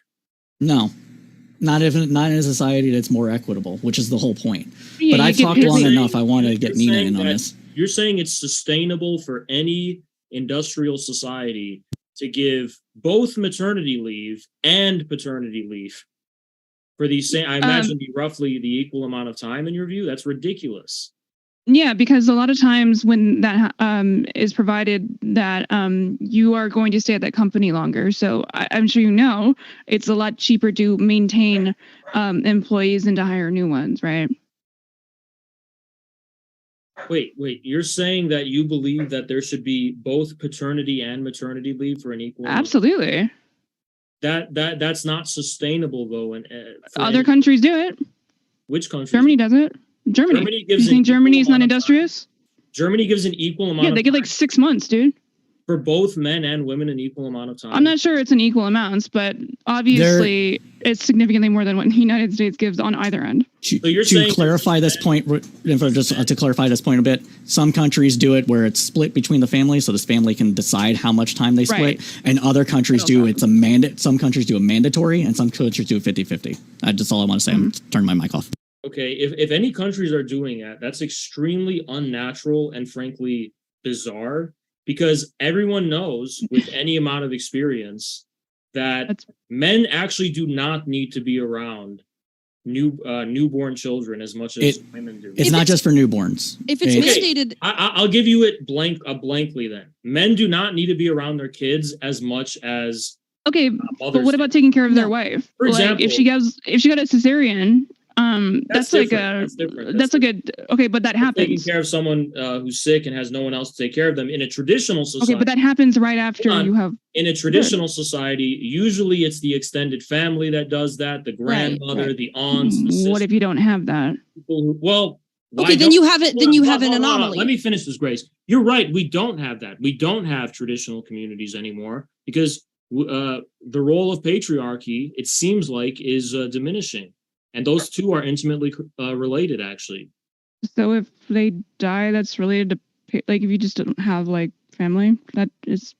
Yeah, the decline. What is the connection there? The decline of traditional communities is happening for the same reason that there's a decline of masculinity. There's a decline of an acknowledgement of the necessity of a patriarchy. Okay, so you want to change subject? I don't know. What do you feel? Do we want to change subject here? I'm okay with doing it. Because you said, well, what if she has a cesarean section and she needs someone to take care of her? Traditionally, she would have an extended family, women primarily. So her husband. I thought the traditional masculinity would be that the husband takes care of the family. So shouldn't he? No, of course. A woman who's been through childbirth would be better to be taken care of by other women. That makes more sense. It's more natural. This is to intuitive nature is kind of beyond what the actual discussion of the topic was supposed to be. But that's just my opinion. No, but this gets actually a direct I mean, I'm going to get back to. He's right. Yeah. It is a direct example. This gets down to the heart of the matter. Do you guys admit that there's differences between men and women? For example, it's much more important and women much prefer Everybody to be with agrees. Well, to be with Yeah. their kids in early childhood. There is And men do not prefer it. the argument wasn't just about infancy. It's childhood in general, and paternity leave is not just after the birth in many countries. It's up to 2 or 3 years old. And so when we're talking about having this equitable time for fathers to spend time with their children, it improves the relationship between the father and the child. It improves the child's well-being. It improves the relationship between the father and the mother, et cetera, et cetera, et cetera. The idea that men don't want to have any of this in their lives, the idea that But men you keep shouldn't saying have not any. I'm not saying not any. I'm saying much, Crowdsourced, much I'll less. simplify He wasn't done. I'll simplify it. Crowdsourced, would that have been a sustainable policy like in World War II or something for soldiers? No, I already said that the material conditions have changed significantly between the time that patriarchy came into existence and today. Possible anymore. Emergency crisis are not possible anymore. An emergency crisis is still possible, but the idea that now it can only be men that are fighting on the front lines because we have to wield giant fucking swords and take off people's heads is just not the reality in which we live in. We have more technology that allows people to bomb people from other sides of the fucking planet, and that allows women to actually do these roles as well. I'm also interested in what you gave the example of Germany, because it's like, first of all, the fertility rates in these European countries are very low. So having a kid seems like an exceptional event in the first place. Also, I'm also curious in the data as far as how many men actually take 6 months off of work after having a kid in Germany. I'm actually curious. To answer that question, because I kind of know it off the top of my head, it's going to be generalized to Europe in general. Men take a little bit less time than they do than the women do, but not much. I think it's like 20% at tops.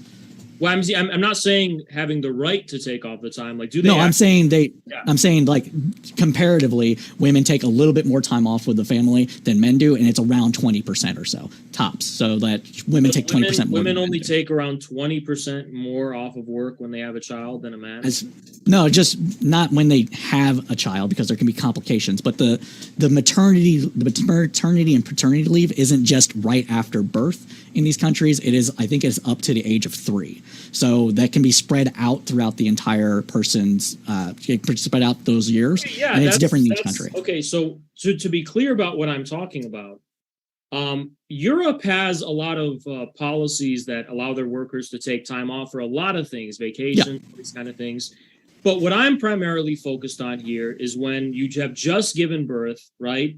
And you need to take time off, not only to recover, but actually to like take care of the baby, the infant, for a period of time. And the issue is that in a lot of work environments with much less flexibility than in the case of Europe, you can advocate for that if you want. But when someone suddenly has a baby, I don't think it would be sustainable for a man to just be like, you know what? I just had a child, so I need to take like 3 years off of my job. I don't. No, it's like it's not 3 years. It's like something like 6 months, and you have to spread it out. There's different rules and regulations. Okay. Well, it's sustainable in Germany because Germany has an extremely low birth rate. Birth rate is falling. Birth rate is falling. So does America. You're saying something extremely important though. Even if we are to believe men get 6 months paternity leave in Germany, I'm not sure about that 100%. By the way. Because people are saying they Googled it and it's only 2 weeks, right?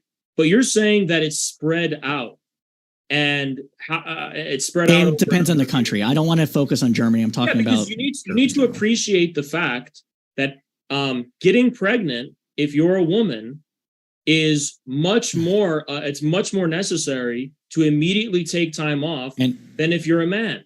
And that's we're not talking about some prolonged period of you get Fridays off every other month or something. And I'm not talking about that. We're talking about paternity and maternity leave specifically. Would you agree that pregnancies interrupt jobs in the case of women more than it does in the case of men? Sure, but that's not the argument. Just because is that unjust, or should it be the same? I'm sorry, say that again. Do you think it's unjust that female pregnancies interrupt jobs for women more than? No, that's natural. Okay.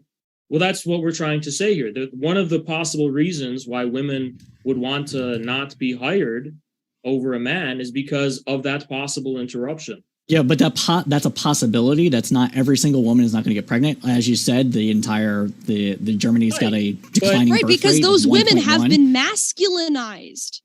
But that's because not people the are debate. anti-patriarchy, and so then they masculinize women, and then women Okay. don't have kids, and the entire country declines. How is this pro-women? How is this how is this anti-patriarchy?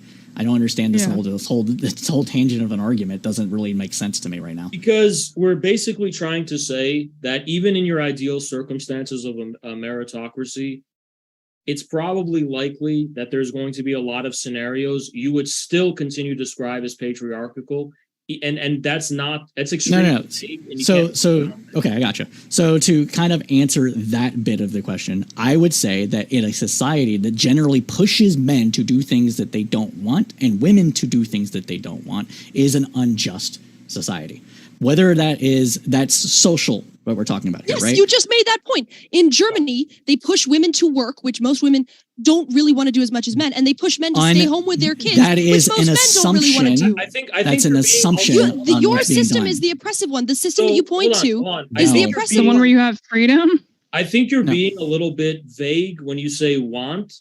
Are you talking about immediate wants or wants that someone... I am talking about what Hold on, a let me person. finish. Oh, sorry. Or wants that you would consider to be reasonable for someone in the long term that, yeah, sometimes society does have to take responsibility for. Children would want to just eat candy all day rather than spinach. But It's a combination. I would say a combination. So if for example, a woman, I'll give you an example. okay, well, listen to your example. This is a really superficial one. It's just very personal, Sure. but it can be applied to other things. Do I always want to go to the gym?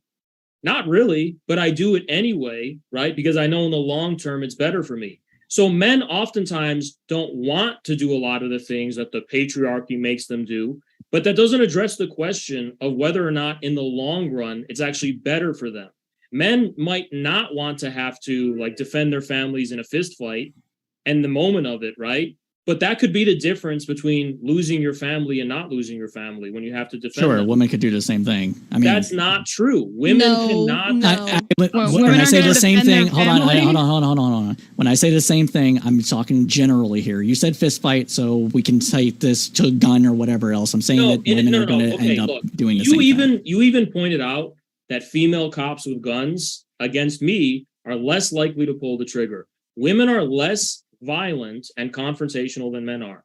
So yes, men, it is something that the patriarchy enforces on men, that they have the duty to protect their family, okay, being protectors. And I don't think that's unjust. I don't think that's oppressing men. I think that's something that's good for men and good for humanity in the long run, even if in the short term, it may make you uncomfortable. It can rise to the sense of injustice, or not injustice, I should say. God, words. Injustice, when it is taken to an extreme where people that are not naturally predicated to do these things are then forced to. And that is what generally patriarchy does. That's generally what things do. But this is assumption that you're saying. Okay, so Grace, you keep call bringing this up. everything I say an assumption. So No. I want to address It's an assumption. I'm gonna basically. I want to No, address it's this. called common sense and experience. Yeah, It's the not an common sense assumption. doesn't That's an exist. assumption. No, it's not an assumption. Common okay, sense here's doesn't something that we exist. all agree is not an Hold on assumption. one sec. Just Wait, before it goes can off I the just make rails, this hold point? on one sec. Is one person we haven't heard from for a while. Let's kick it over to Neeina. Then we'll come back to you, Grace. Then we'll go back to Anthony. But and we then were just on the Infrared, assumption. I don't wanna- because hold on. Oh. Seriously, Grace. Then we'll go back to Infrared last. All right, go ahead, Neeina. I don't want to derail too much, but yes, everything that you and Haas have both been saying are assumptions. You don't have any data to back up what you're saying. You're just saying random shit about how you feel. If you're going to talk about common sense, that's literally what an assumption is. It's what you just think is the case. That is an assumption. That is common sense. No, come on. You have to have data to back up your shit if you're going to make claims like that. So yeah, go ahead and go. I think Crowd was going next. No, I think I was supposed to go next. Right, James? Okay, you're rebut. Okay, is it an assumption to say that men are physically more powerful than women? Or is that No, common there's data sense? to back that But up. obviously, okay, Okay, is but it you an understand the assumption to difference say that between data and data what can you be mean by biased common both sense? ways? Common sense, Oh, I know. Okay, it could be biased. Wait, There's a consensus, though, typically when it comes to data. look, here's an assumption we can all agree on, okay? You don't need data for this. Women generally in the workplace are distracted by the fact, if they have kids, they're distracted by them and they're focused on them and takes away from their work, right? Even if it's not like newborns, right? Generally, women are going to be concerned about their kids, right? In the workforce. Can we all agree that that's true? Generally, or are you saying that is basis? Women for, are going to like, be thinking everyone? about their kids, how they're doing in school, their emotion, taking care of them. They're going to be concerned with that, and it's going to take away you're from their implying focus. that men don't do that, right? Can we just agree that for women, that is a problem?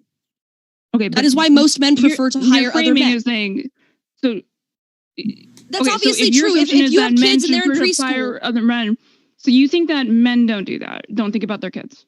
Okay, do you know what being maternal is? Do you know what being a mother is? It's called. Okay, you just need to answer the question. Do you think that men don't do that? I don't think they do it nearly as much when the children are young. No, okay, the women are connected to them emotionally. That's what the assumption is. Do you have any data to back that up? Okay, I would assume that men do care about their kids. I've seen my family, right? My mother had 6 kids. I've taken care of those kids. I've seen the way my dad interacts with them and my brothers when they got older, okay? They do not have as close of an emotional bond with the kids. It's common fucking sense. That's what mothers do. That's an assumption based on your That's not an assumption. Data. That's reality. That is reality. So what does it mean when a mother breastfeeds her kid? What does it mean when a mother breastfeeds her kid? So that's just equal to the man's emotional bond. The mother has a deep bond with children in early childhood. Obviously, they are literally taking food from her breast. It's intensely, they're connected. Men don't have that, okay? So obviously there's a link between mothers and children that men don't have until the kids get older. Can we agree on that, or are we not in reality? I don't see any stats on that. So Neeina, do you need stats to prove that women breastfeed? Do you need stats to prove that? That's not the point that you're making. What you don't understand. That's not what I was making at all. Neeina, you're talking about bonds. So you don't think breastfeeding creates a deeper bond? And men can't breastfeed, Is there statistics on that? You need statistics to figure out if breastfeeding creates a deep bond with that child. A deeper than just like loving your child. Deeper in early childhood. So you think that men just can't love their child? I don't know. You keep strawmanning. You keep saying, "Oh, so men can't love their child." I'm not saying that. I'm saying it's much more personal, intense, and deep and intimate. So they love their child less. That's literally what you're saying. I'm not strawmanning. You're saying it's just in a different way. It's closer with the mother in early childhood, and then when the kids get older, generally they're closer with their father. You say more. You're saying more, so that implies that one is less. You understand? Neeina, I'm winning. I'm winning. You can keep trying to deny reality, but obviously breastfeeding a kid creates a closer, more intimate relationship. Okay, and men can't do that with their kids. I don't necessarily doubt that, but I'm just saying that's something that you need to have stats. I need to have statistics to prove that having a kid sucking off my breast is not going to make it more intimate than a man with a kid. I need stats to prove that. If I was cradling a kid right now, I need stats to prove that that's more intense. Skin to skin contact is actually statistically a huge way to bond with your child, and that doesn't require you having titties. Yep, but obviously because women naturally, we have stats on that. Sure, but women obviously skin to skin. That's not common sense to people. Though is my point. Yes, it is. Obviously, you should be physically intimate. There's plenty of people who didn't know that.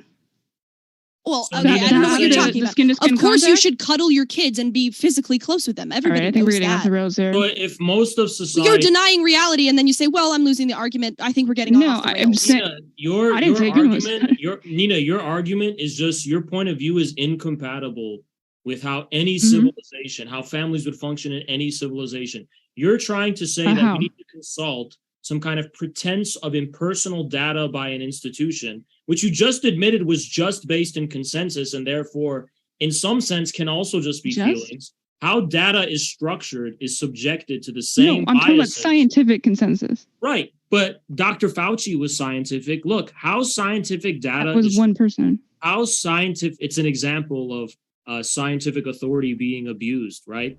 All right, we can't talk about the name that cannot be spoken. Sorry. Oh, right, yeah, we can talk about that. See, listen, how data is structured is subjected to the same amount of human factors as the sacred relationship between an infant child and a mother, which you're trying to dismiss because you don't think there's data behind the fact that women, when they breastfeed their baby, that's creating some kind of like fundamental, like primal sacred bond. You could say, Haas, that's just your feeling, but the book has to. She needs stats. She needs stats to back it up. No, I said there is stats for that. Neeina, if we're human beings engaged in communication, the buck has to stop somewhere. Like, you have to call a spade a spade. You can't just sit here and say that we don't have a special connection to our mothers because there's no stats that confirm that. I don't need stats. Nobody I know who's an actual sensible, normal human being needs stats to confirm that they would die for their mother in a way they would die for no one else. That's a human quality we have. And if you don't understand that because it's not being translated in some kind of so-called impersonal scientific language, I doubt you could even function as a human being living the life that you live. At some point, you have to understand and acknowledge we have to talk about common sense. Otherwise, all language becomes meaningless. Right, so yes. I understand that apparently you don't believe in any of that. That obviously was not my point, but I think that we've been on this point for too long. So I don't know if we want to get back to the topic here. I'm just saying that empirical data is important.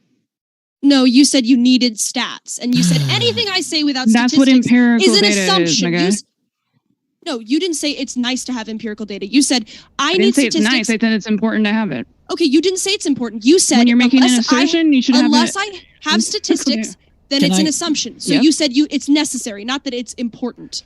Let's jump over to which is obviously Anthony. Ludicrous. For you to make a claim, yes, it is necessary. Okay, so for anybody to make a claim, they need stats to back it up. All right, hold on. Do you have stats to back up that claim? Simmer down, Grace. We're going to kick it over to Anthony. Where's the stats to back up your claim? Shut up. We're going to kick it over to Anthony. Yeah, so I think Neena's point on this wasn't so much about stats or anything else like that. It's the point that what we're actually trying to get at is whether or not there is if that assumption of the woman being distracted at work is going to actually negatively impact the quality of work, or if that could actually have a positive impact of the quality of work because they want to make sure they can get their job done faster than a man does in order to get back home to their kids and be with them on a more regular basis. Now, to talk about a little bit of thing that might be considered patriarchy by some people, but I don't consider it patriarchy, is the notion that some women actually work a little bit less than men because they want to spend time with their children. This is a empirical fact that exists within the data of the gender wage gap. If you count for job to job, hour to hour, minute to minute, whatever, title to title, all those things that you can think of, it's roughly 10% of a gap. And the majority of that gap happens after a woman turns 30 because that's typically when they have kids. So this is to back up your point, Grace, but let me finish just for a second here. But what we have to talk about here is whether or not that is going to be everybody's position and whether or not that is going to be a generalized position enough to where we can say, this is actually what we should have.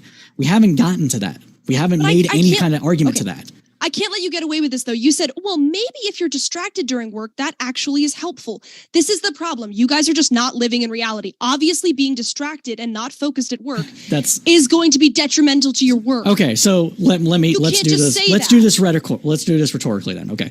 Say I am a person that really super cares about my kids and I want to spend every single waking hour that I can with my kid. But I have to make this bread. So what am I going to do? Am I going to sit there and agonize over the child while I'm at work? Or am I going to be like, okay, this child's in my mind. I want to really get to my child. I'm going to get my work done early so I can take out early today. Do you think that is more likely to happen than a person neurotically thinking about their child and getting distracted every 2 seconds to the point that it negatively impacts their work? What do you think is more likely to happen? Well, okay, what I'm saying is that women do not prefer to be in work. Look, if I had a kid, and I know you're going to say this is just me or whatever, but this is true of most women. If you have a kid who's in preschool, you'd rather be with that kid than at work, knowing that that kid is getting taken care of by somebody else, is going to emotionally bond with somebody else and think of them as his mother. That's true. That is the common sense assumption that is based on a whole host of things that you can't tease out sociologically. That's also true of men. It would also be true of men that they wouldn't be happy that their kids are being parented by somebody else. But it's super true of women because they have that emotional bond with the kid. But if it's true of men and it's true of women, then what we should seek to do is have meritocracy where the family can make those decisions themselves and have an issue and have the bonding and everything else. Instead of just saying, hey, man, you're a man. Your job is to go and make the bread. Hey, woman, your job is to go and be with your kid. and there's nothing else we can do about it. But you assume that somebody's crowdsource. enforcing this. Men It doesn't prefer to matter work. if it's Men don't want to be enforced. around little kids, and women prefer to be around little kids. But and it's why? much You have to more- ask why. I don't like You have to being ask around why. little kids. Why do women breastfeed? It's natural. I don't Crowdsource. know what No. to tell you. You can't- Breastfeeding isn't natural. Okay. No, Just simplify it's just this. not relevant. Here's the issue that I'm seeing. Plenty of women can breastfeed. When you talk about meritocracy, it doesn't seem like you're actually referring to some like institution. It doesn't seem like you're actually referring to something professional, formal or at the level of law. It seems like you're referring to something at the level of culture. Men Yes, are we're talking about pressured- culture. Okay, so in your view, men are pressured to fulfill roles that in the immediate moment they may not want to, and you're saying by adopting meritocracy, we are going to do what? Just have men and women do everything they just feel like? Now It's not whether or not they feel like there's still social. And I'm just going to cut you off right here, so that we don't. Wait, you went on a big spiel. Let him go. I have to make an important No, I know, but I just want to get to the point. I have to make an important point. Okay, I have to make an important point here, which is that the issue with that is it's missing the factor of wisdom. Men and women, adult men and women, don't have all the answers to life, but the best we can do is listen to what our parents say who have experience. Listen to what their parents say who have experience. There's people who came before us who had experience. Sure. And that patriarchy you're talking about, that's cultural, is really, in many ways, you can say in some ways it's not, well, in many ways at least, it's the result of that generational experience. So by depriving grandma the right to call her son a pussy for not sitting in and defending his wife, right? Because this is what we're talking about here. You're depriving that man the wisdom of the generations that came before him. There's no depriving. If a man is put into a situation where he has to be the breadwinner and the protector, and he's like, oh, I'd rather play video games instead. And then his mother steps in and say, you're a fucking pussy. Go out and work and do this job for your wife. He may not like that, but human beings are not individualistic atoms. That grandmother, that mother of his, is giving him generational wisdom passed down from generations that has allowed human beings to cope with the various contradictions of life. So when you say this is patriarchy, it sounds like what you're actually saying is we want to wipe out all of these organic human interactions across generations and basically replace that with what? Everyone doing whatever they want It's to. not anybody doing whatever they want. There's still going to be social responsibilities. The question is are those social responsibilities better for an individual to follow a generalized norm, which we're talking about in this debate is patriarchy, or if it's better for an individual and in their social circles to come to an understanding whether that they themselves are going to be better taking care of the kid just because they're a man, and the woman's going to be better going out to work and doing that. And if you have a society set up in such a way where every single person is pushed to fulfill a very narrow role in society, you are inherently taking away the talents from everybody else because you are pushing people to do things that they are not naturally inclined to do. The guy that you're talking about sitting on his ass, eating fucking Starburst or whatever while playing video games and not with his wife, well, that guy is a piece of shit, right? But that guy's not a piece of shit because patriarchy isn't kicking them in the ass. He's a piece of shit because he's a piece of shit. Why is he a piece of shit, though, according to your own logic? Because he's not doing anything that is productive in general. He's just sitting on his ass. He has a child that he needs to take care of, and that child he can take care of in numerous different ways. Well, but if he's just sitting on his ass and not doing anything, then he's a piece of shit. What if he wants to hold the baby in one arm and play Xbox in the other, and he tells his wife, go out and work for us and provide for us? Is that fair? That happens. I don't know. Is that going to be better for that particular family? Is that going to be prediction? Well, don't you think it could be kind of abusive? Don't assume things about me, please. I did not make any assumptions about you.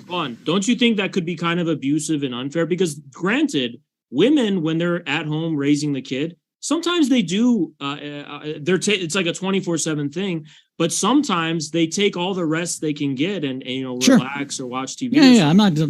And a woman watching TV with her kid and the man going out and working seems to be something fair to most of us.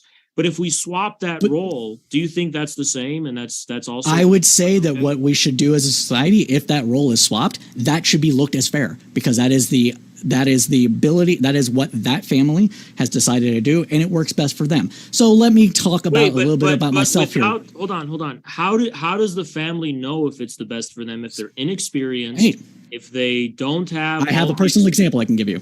Do you want to hear it? Yeah, go ahead. So I have a severely autistic brother. He is 3 years younger than me, so he is currently 35. He cannot take care of himself. When my mom and dad were together and find out that he was autistic, my mom was not capable of taking care of him properly. Not doing it. She couldn't watch him as well as my dad could, all this other stuff. So she became the breadwinner of the household. My dad was the person that took care of us. Now, did he do a great job? Whose parents do a great job, whatever. Like, it doesn't matter to the discussion. But the point is that is what worked for our particular family. He was called a lazy piece of shit my entire life without anybody understanding what our family was going through. My brother would run into the street. He would climb out windows. There was a day where my dad went out to get groceries and my mom was with us. My brother magically managed to claw out a window that was above our kitchen and almost break his fucking neck. If my mom was to take care of us in the way that you are prescribing, I don't know what would happen to us. But since it was my dad, we were actually pretty much okay. So your dad made the decision to take care of you. Great. It was a decision reached by the family. But if we're talking about patriarchy, which is what a sociological system is, that would end up breaking my dad down as being a lazy piece of shit, why can't he decide to take care of you guys if that makes more sense? Why can't he decide to? Because the patriarchy would make fun of him, demean him, etc., for not being manly. I don't agree with your example, because it seems like in this case, the necessary role of the father staying home, and you have to have thick skin. I'm not going to insult anyone, but you have to have thick skin because you brought it up in the debate. Sure. The necessary role for the father in this case would just be restraining the strength of your brother, right? Which your mother would not be able to restrain him in the same way your father could. No, it wasn't like that. It was myriad of other different things that I don't want to particularly get into. Okay, well, just say the example you gave that's supposed to be sensible to us. It seems reasonable. It has nothing to do with strength. It was other things. It wasn't strength. It was ability. It's ability. It seems reasonable to suggest that it takes a man to be able to restrain someone who it wasn't a restraint thing.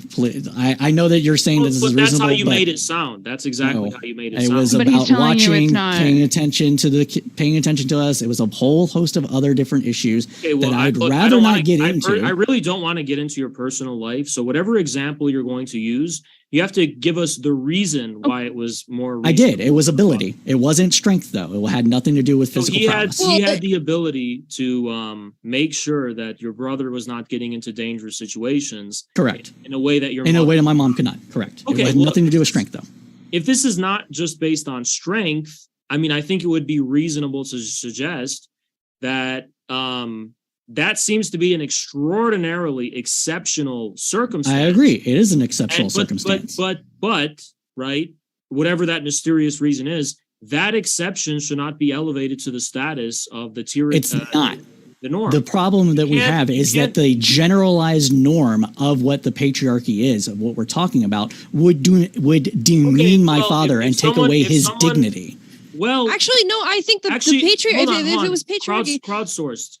I just think you're kind of underestimating how communities on an organic level are capable of adapting. I am talking about my family's experience in the Midwest, which was very much following what you guys are talking about in the 80s and 90s. It's such an exceptional thing, right? That's what comes with it. I think people should be more understanding of particular circumstances, but you cannot expect to erase generational norms just because your family happens to be an exception. It's not about erasing generational norms. It is about creating a society that allows people to do these things. One second. I do want to, before we go, we have to go into the Q&A really quick here. Yeah. So, Infrared, if you want to wrap this point up really quick in terms of your last rebuttal, and then I want to get a chance, right after that, I want to get a chance from each Neeina and Grace, as I think they had both wanted to put something in the last couple of minutes. Go ahead, Infrared. Yeah, I would say, it's a shame that most people probably don't have the time or the energy to be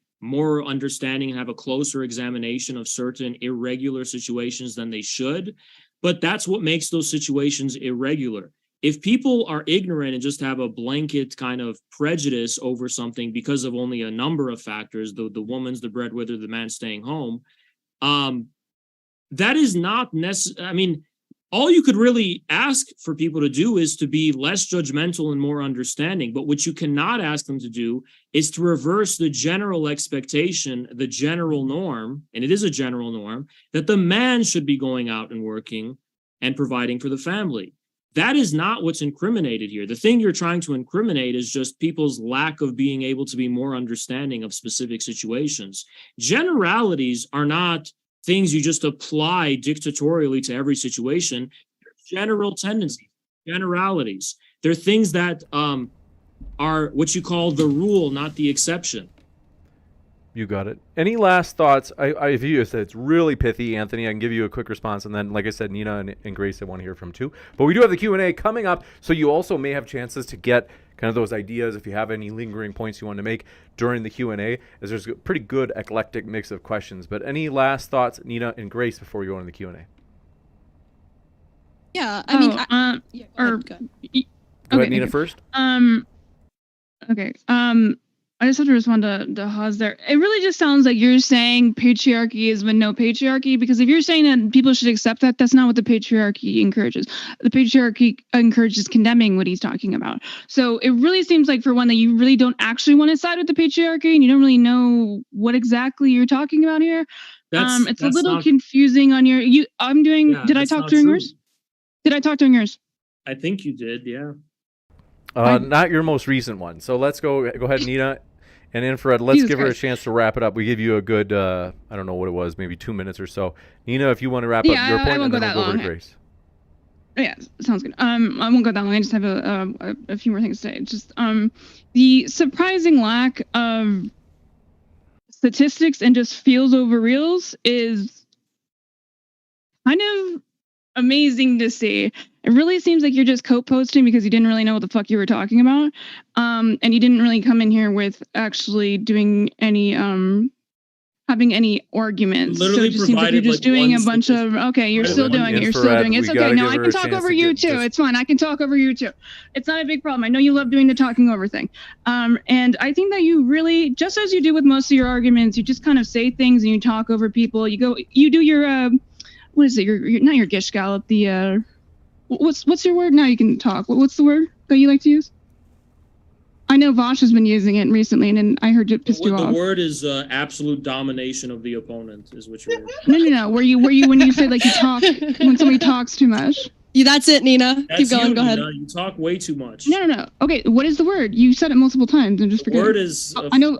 The word is womanhood. You guys just love talking and saying nothing. Okay, you kind of insult yourself yourself into with that one. I'm asking you, I don't know what I walked into. I'm asking the question what you've been doing this whole time, and he responded with that. So very funny that you would say that. I've been absolutely dissecting. What is the word that just Vosh has been using that you get really just mad? So you get really mad. It's not Gish Gallop, right? It's the word is infrared hop. All right, we've got to go to Grace next. Grace, what have you got? Okay, first of all, Neeina, your whole thing about stats is bad faith because Crowdsourced gave a personal story and we took it seriously. We didn't demand that he give us stats and say, that's not real. Okay, secondly, I have a similar situation to Crowdsourced because my mother also has serious problems parenting and serious issues with her femininity. But I don't blame that on an oppressive patriarchy. I would say the problem there is a personal problem that actually comes about because of this feminist society where women are not in touch with their emotions. They are not encouraged to be feminine. They are not encouraged to be mothers. And therefore, they end up leaving people like me and Crowdsourced in situations where the mothers can't deal with children, which is extremely, extremely bad for society. It's a huge, huge problem. And autism, whatever you want to say about it, that's on the rise because, in some ways, because of lack of emotional bonding when the children are young. So the patriarchy would actually help with that problem.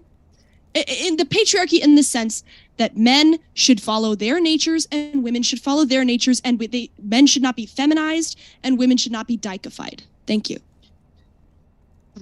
Any last thoughts, Neeina? I know you got kind of short. You got cut short a bit by the infrared hop there at the end. But is he hopped into action? Any last thoughts, Neeina? Just everything that you've said, Grace, is just so insane. I would love to actually have a one-on-one conversation with you, because I don't know if you're just like trolling at this point, because you're just like so ridiculous. You just said, I'm sorry, what did you say? Deichification? Don't know what the fuck that means. I think that masculinity and femininity is clearly a social trait if we're not talking about like physical features. And it's very stupid to think that those things have not changed over the years. Being masculine used to be being very emotional and crying a lot, and like showing your strength by being passionate on things. Like being masculine used to be wearing a lot of jewelry. Being masculine used to be wearing dresses.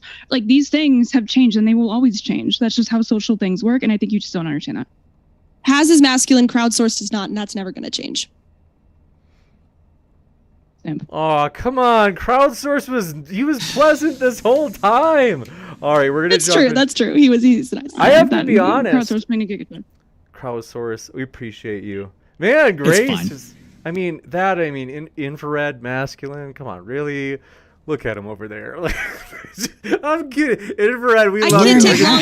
I can't take long-haired men seriously. I'm sorry. I want to give credit because, like I said, people maybe know originally Zerka's name was on the title as well as Frederick. We couldn't bring him in because Zerka didn't show. I don't know what happened, so I don't want to make a judgment. If something came up, he got in an accident or something. But Infrared was willing to jump in early, so to give him that credit. And also, I appreciate your beard, CSP.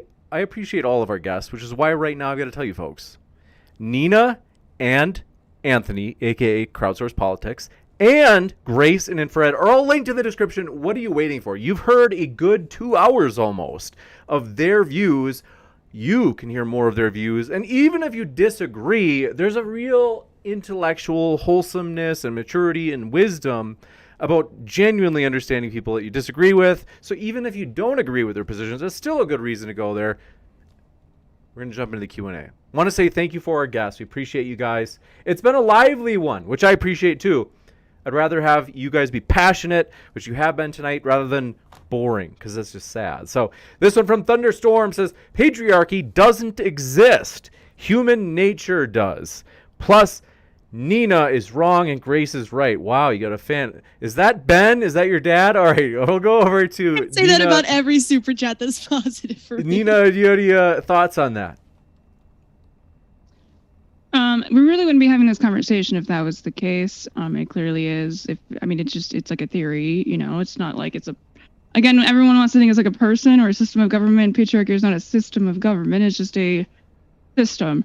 And it's pretty dumb to think that that doesn't exist. Like saying words don't exist. Juicy. Infinite Slick says, another great panel, Modern Day Debate. Thanks. All credit to our guests.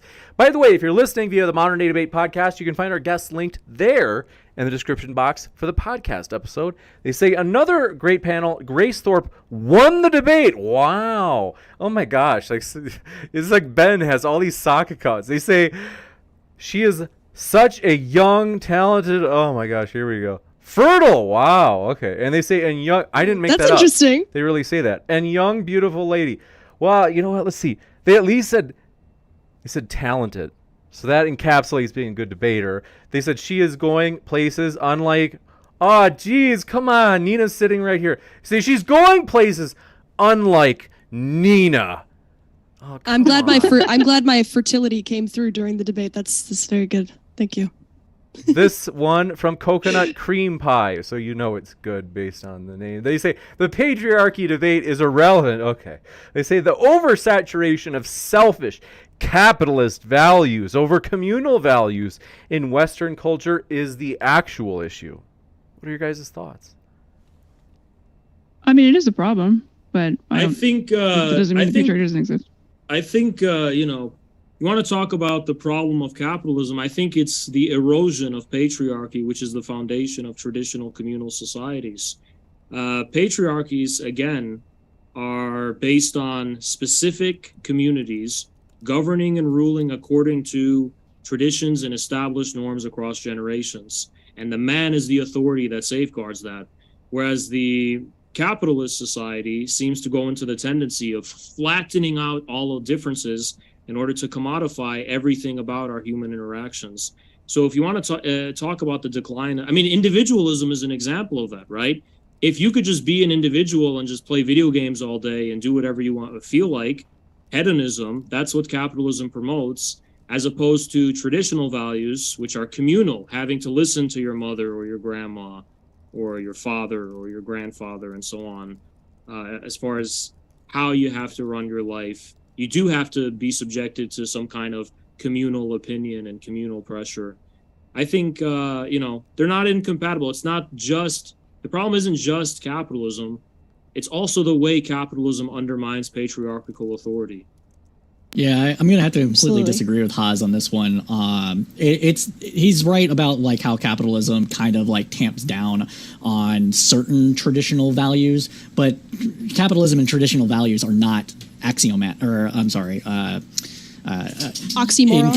Oxymoronic. That's the word I was looking for.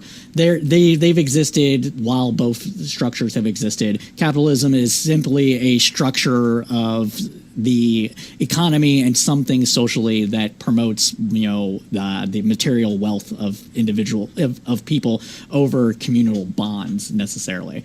So that's not necessarily eroding patriarchy. Patriarchy can exist in a capitalistic system, and so can traditional values can exist in a capitalist system. Well, capitalism turns men into other men's wage slaves. So, and men and so women, does but all- patriarchy. No, Patriarchy did that too. patriarchy put traditional men patriarchy to would war. encourage men to own their own businesses for their own families No, and to be that's self-respecting entrepreneurialism. instead I of being, hate to do it, but just because we have corporate so many questions. This one from Made by Jim Bob says, Crowdsource Politics. If a true meritocracy was established, what means of force would you use to maintain and preserve it? That's a good question. I'm not actually one to like to use force in order to maintain systems, just in general. So now that isn't to say that I wouldn't use force in defense of them against people that were actively trying to tear them down through nefarious means, whether it's counter-revolutionary people or whatever else it is, people who are trying to be violent, etc. So I guess that answers the question. And if it doesn't, hit me up later on Twitter or whatever. You got it. This one coming in from, do appreciate it. Also want to say, folks, if you have not yet, hit that like button if you've enjoyed this debate. I'm a firm believer hitting the like button really does help in terms of this video being recommended to more people. So especially if you thought your side was more persuasive tonight, which pretty much everybody does on every debate, we want to say, hey, hit that like button and more people will see it. Made by Jim Bob says, Crowdsource. If men were in fact superior and favored in most scenarios, wouldn't meritocracy and patriarchy be synonymous? If not, how so? I would say that assuming that was the correct way that humanity is set up, yes. And I've already conceded that point to Grace when she said it. But I don't believe that is the case. I believe that there are various systems, social, cultural, economic, or whatever, that perpetuate the injustices that we experience. You got it. Thank you very much for your question. This one coming in from, you guessed it, Made by Jim Bob. Oh, wait, there's actually Godzilla 37 says Neeina. All right, come on. Ryan C. No, it's actually not that bad. They say, how many cats do you see yourself retiring with? Do you like cats, Neeina? I have 2 corgis. No cats? No cats. Well, I live with somebody who has a cat, but it's not my cat. Ha! Take that, Gourdzilla. This one from Ryan C. Gourdzilla. Says, Neeina, you celebrate your freedom in the U.S., yet the Constitution was written by a patriarchy. How do you support the claim that patriarchy is oppressive?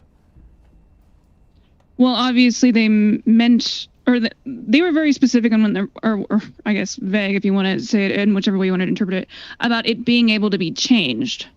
So I think that they were actually pretty forward thinking, that they were very patriarchal at the time, but they knew things were not going to change. And that goes for like pretty much everything that they wrote when we're talking about like the Constitution and stuff like that. It was supposed to be a living document. You got it. This one coming in from, do appreciate it. Coconut Cream Pie says, fathers need to be with their kids, obviously. Anybody disagree with that? Fia Vasconcelos. Let me know if I pronounce it right. Says, as an RN and CHPN myself, why do you think there are very few men in hospice care? Or they say, is it a nature versus nurture thing? That's interesting. I think hospice care requires a deep level of empathy and sympathy and compassion with those people, and I think men are more inclined to sort of logical medical procedures like surgeries and stuff like that, whereas women want to help people who are close to death in hospices. They take great joy in helping somebody, taking care of them. It's more of a relationship than it is just a medical procedure. That's what I would say. I see. So I think Fia's original question, you interpreted it quicker than I did, was why is it that hospice workers giving care to those in hospice are overwhelmingly female? That was the question. Thanks for clarifying that, Grace. Do you want to answer our side? Yeah. Well, I mean, if we're talking about like hospice, I don't really know any specifics about it, but I assume it's mostly nurse work. We're not talking about like, doctors, and obviously a lot of nurses are actually, immigrants that are coming through and taking these jobs to, and a lot of them tend to be women because men tend to do other jobs when they're working towards that. When we're talking about immigrants, that's a little bit beyond the pale here, but I don't really think that really means anything. If anything, I would imagine because a lot of them are immigrants, it's more traditional, like Hispanic immigrants. They're more traditionally related to family, and it's a cultural thing that works for them. I'm sure there's a lot of other aspects to it. I don't know the details of that particularly, but if we're talking about, again, like nursing in general, obviously the nursing profession is very much dominated female, so that kind of just tracks directly. I don't know where the hospice comes in. There's going to be a pay disparity depending on the level of hospice that we're talking about. Of course. If it's just administering a medication, those are generally not. Those are orderlies that can administer medication in some states, and that pay is very low. So pay is going to be a factor of it. You got it. Well, how would pay be a factor of it? Women want less pay? What are you saying? Men typically seek, one would say, men typically seek out higher pay, more competitive, etc. And so if there's a system designed to pays people like shit, and then it has a certain level of stuff, they're going to do different things.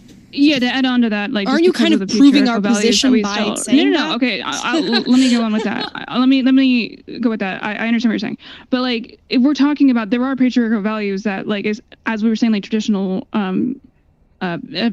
people who are traditional are probably less interested in going after the highest paying job. They're just trying to get a job because they are not in that position where the structure of their family is not that they're being the main breadwinner. So the structure of their family is that they're just getting the job. Does that make sense?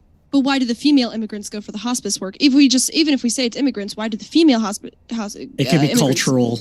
It could be cultural. Right. But is that this doesn't necessarily? But is that the patriarchy oppressing them? Is that a form of the patriarchy oppressing them? No, I would assume that that's their freedom of choice. But I don't. I mean, this has nothing to do with patriarchy. Well, so why would women choose to be hospice workers, and the male immigrants would choose to go for higher paying jobs that require more work? There's cultural difference. Yes. Go ahead. There are cultural differences that exist across nations, correct? We can all agree on that. And some cultures are more patriarchal than other cultures. And if it's a large number of immigrants coming into the United States, they are going to view that as women's work and not seek it as often. But I just asked Neeina if that was oppressive, and she said, no, that's the women's free choice. So how does that work within the oppressive patriarchy? Is it free choice, or are they being oppressed by, are you saying Mexican culture is oppressive of women? You have to move to the next one pretty quick here.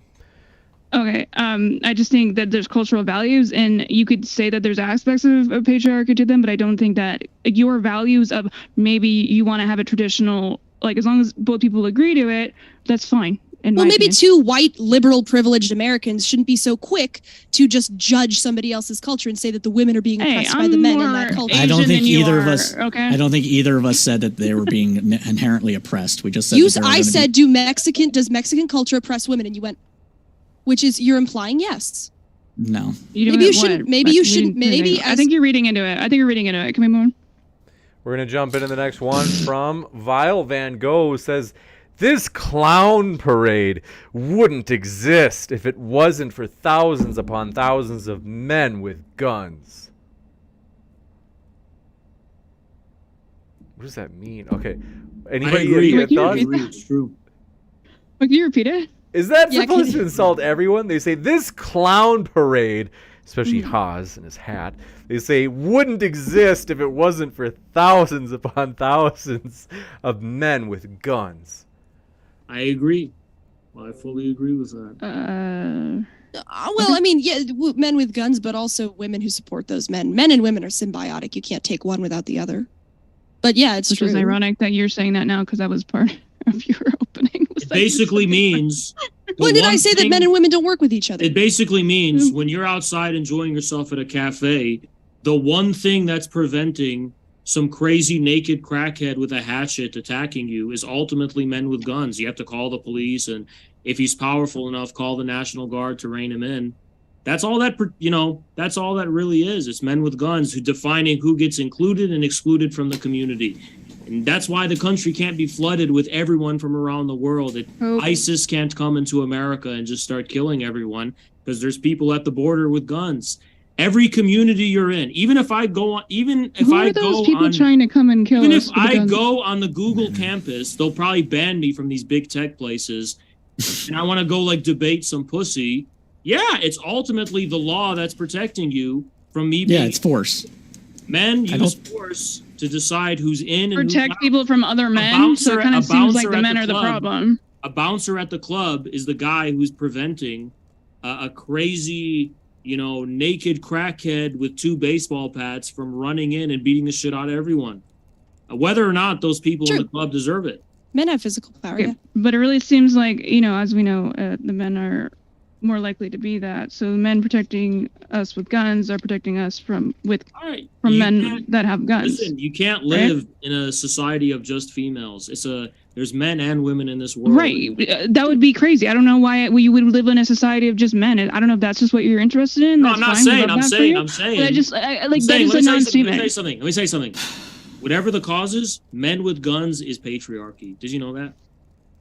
No. This one coming in from. No, it's okay. Yes, it is. Anthony does not agree. Yeah, so this one coming in from. Guys, stop pouting. Can we have fun? Jesus. I know you lost, but I mean, come on. Have some. I don't think I lost at all. This one Can we let the from moderator talk? Based says Grace is smoking these fools like those cigarettes she so sexually destroys. Wait, do you destroy cigarettes sexually? Whoa! Not Jay. What is it? Not Lay Geno says Grace won this from the opening statements. Wow, Grace, you have quite the fan base out there. They say coconut cream pie. He says common sense are expected norms or actions within a given environment, social or otherwise. I don't know who that's supposed to support, but I mean, I think I know is like, but Sunflower says Neeina is lashing out against the world because she's suffering from inner pain. Is there some deep inner pain that you're trying to compensate for, or by lashing out at the? That's what this person is. They're doing a little bit of psychoanalysis. Against the patriarchy, of course. Juicy. Godzilla37 says, Neeina, wow. Say, without a single doubt, most, if not all, children will cry out for mommy long before daddy. Common sense is a thing, in all caps. Okay, so if they spend all their time with their dad, you think they don't cry out for daddy? Anti-GTO You're highlights. literally missing the entire point. Hold on. I have to move fast. Anti-GTO highlight says the 27th Amendment states, quote unquote, women shall not have the right to run for any public or elected office. How can we fight against this horribly sexist law? I'm for a meritocracy. I would say women should be able to try to do whatever they want, same as men, but I think it will naturally fall into a system like in Scandinavia where women take more feminine jobs and stay with their kids and men take more leadership positions. It is a meritocracy. Grace, if you're going to have all these people talk about how you're winning, I feel like that doesn't make any sense. I feel like you should stop mumbling. You're not going to crush the patriarchy anytime soon with that tone of voice. I'm sorry, do you need me to talk louder, saying if people Might are saying help that for me you're to understand your winning, then it position. doesn't seem like you're making your position clear or arguing for it correctly. Because if they think that a patriarchy is the good thing, then why the fuck are you talking? This one yeah, coming so in. once again, you're misunderstanding patriarchy as the oppression of women, the enslavement of Okay. women, the subjugation of women. All I'm saying is that men are naturally the leaders. That doesn't mean women don't have immense power and have a voice in things You have to just go to like the next men. Yeah, but one. you're bringing it to Need to do this. matriarchy, so if you're the best one here, it probably shouldn't have been me or you, my guy. We're going into Iron Horses. He Just says jealous. for infrared. Wow, infrared. Say, do you agree that it's not okay to beat your wife with anything thicker than your thumb? Rule of thumb is right? Come on, Iron Horse. What does that even mean? Yeah, Amelia says for don't know about crowdsource politics. Are you trans male? Says how come you fall to cite studies and stats for everything in relation to societal roles for males?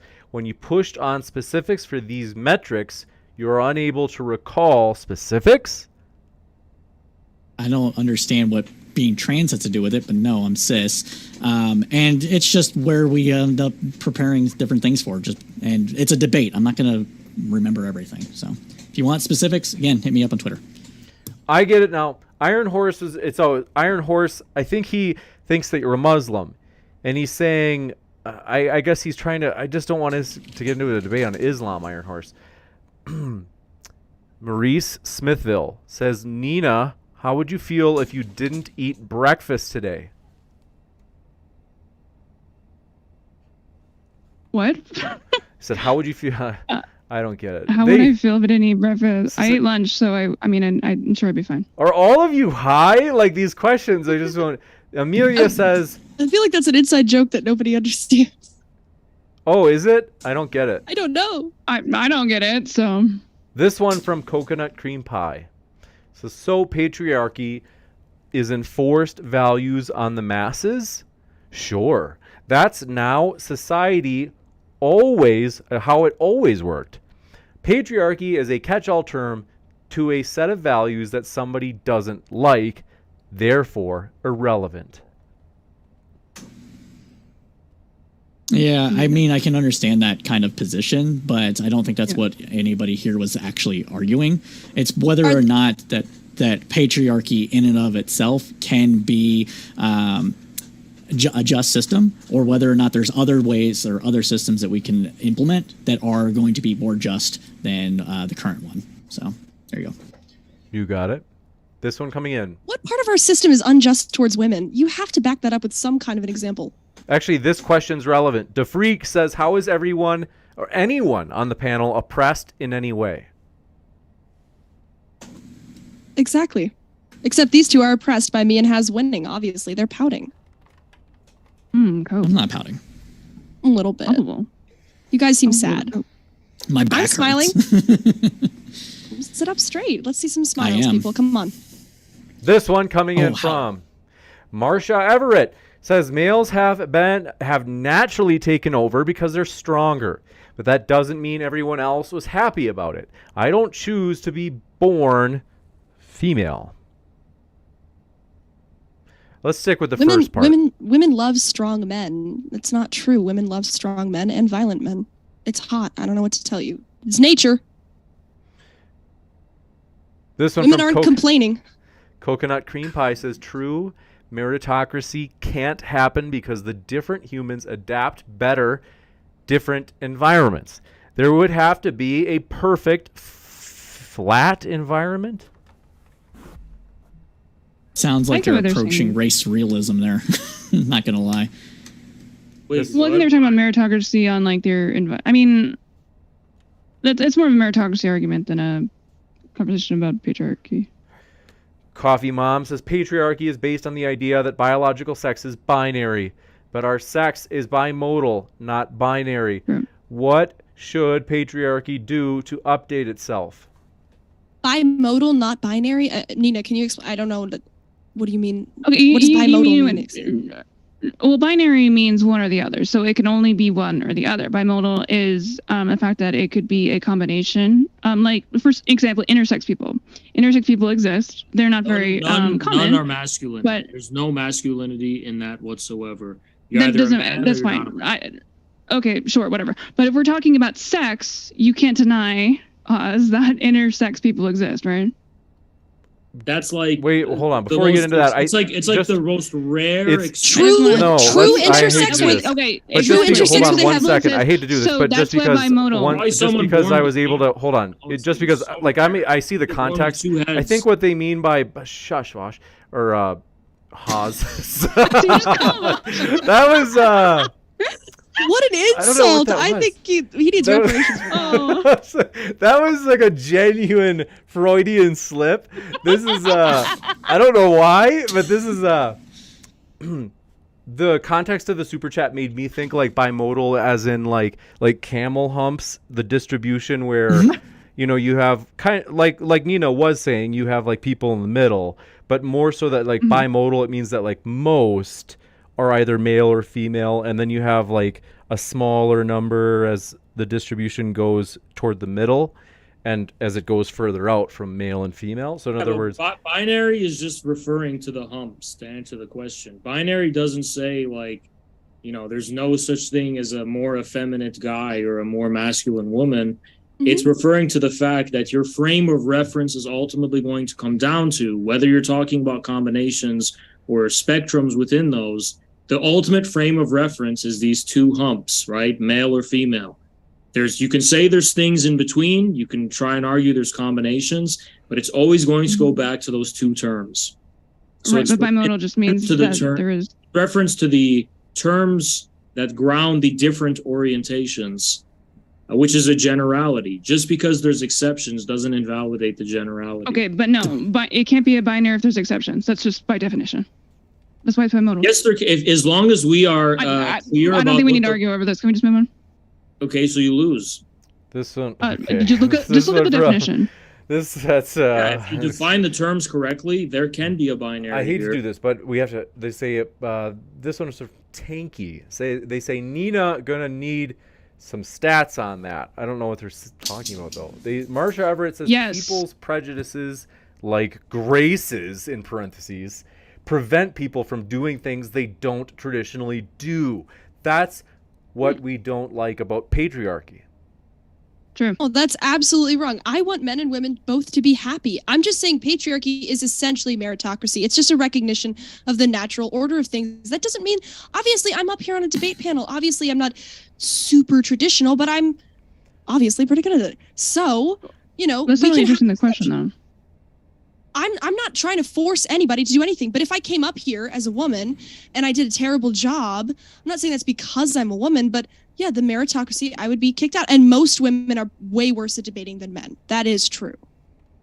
This one coming in from, let's see. It's just a recognition of how things are. That doesn't mean that there can't be. Sorry, James. Sorry. Given it was originally, we're going to move to the next one. Bite Me XD says, happy Friday, everyone. Wishing you all a relaxing weekend with perfect weather. God bless. Thanks for your kind words, Bite Me. Jan R says, how is it practically possible to quote unquote remove patriarchy? It's impossible. I think it's a thing that's going to happen over time. I think equality is the removal of patriarchy. What are you going to replace it with? Egalitarianism? Meritocracy, egalitarianism, whatever. Okay, Yeah. but there has to be a leader, right? There is no functioning organization that doesn't have a leader. And sometimes that person is going to be a woman. Sorry. Okay, Yeah, but that's called most of the democracy. time are men better at being leaders. I don't know that. Do you have stats on that? Oh my god. Okay. There are different ways that men and women lead. Okay, we can take it back to sex ed class. Do men give Sex and ed. women receive? That has nothing to do with patriarchy. Yes, There's it plenty does. of gay men. Yes, You it does. understand that, right? Men, that has nothing to do with what I'm saying. I'm saying men are the Well, there's source plenty of men that and women receive. are the receivers. That has nothing to do with this argument, this debate. Yes, it Yeah, does. It's a red herring. Yes, it does. I'm saying there's a natural order to things. A And you're natural saying order we to can things upend doesn't necessarily lead to patriarchy. You're saying, oh, That's I been don't your know. I don't know whole what the argument. natural One too. sec, I just don't know what because there's I don't so know what much- an hold on one erection is. second. I don't know what an Nobody erection can is. hear Maybe anybody. it's the same Hold thing on. as vagina. Okay, I don't know what that first part of that sentence was, but they said, let's see, Just OL, LOL says Grace Okay, gosh. Ugh. Is really pretty and feisty. It's cute. You also seem kind of crazy. By the way, let's see. Patriarchy reigns supreme. All right. Ben Nowak. What is the word they use? Sims? Okay, they say, Neeina, will there be a rematch between you and Grace after your... anytime. Absolutely. Go ahead. Oh, sorry. No, you're good. I don't know if I cut you off with a question. But no, absolutely. I would love to talk to you again, Grace.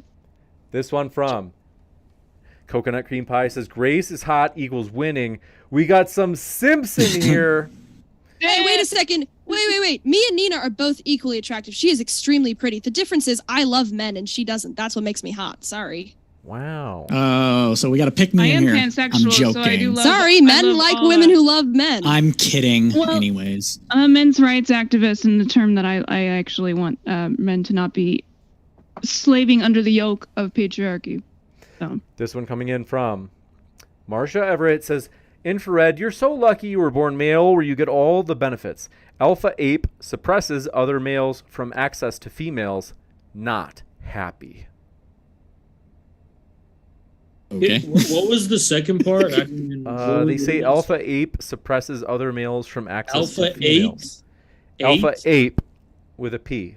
Like Oh, Alpha Ape. Okay, I see. Do you like All that? right. You're just like, okay, fair enough. Am I the ape or Right. what's going on? I don't understand. I guess they say. It's too late in the debate for these kind of questions. I've Look, got to I would run. tell- I would Questions are tell different them, you know, language. I I've would got to tell run, them, folks. We can't take any more questions. We yeah. got to get everybody out of here. This one coming in from Made by Jim Bob says, Neeina, do you think with enough manpower you could destroy the patriarchy?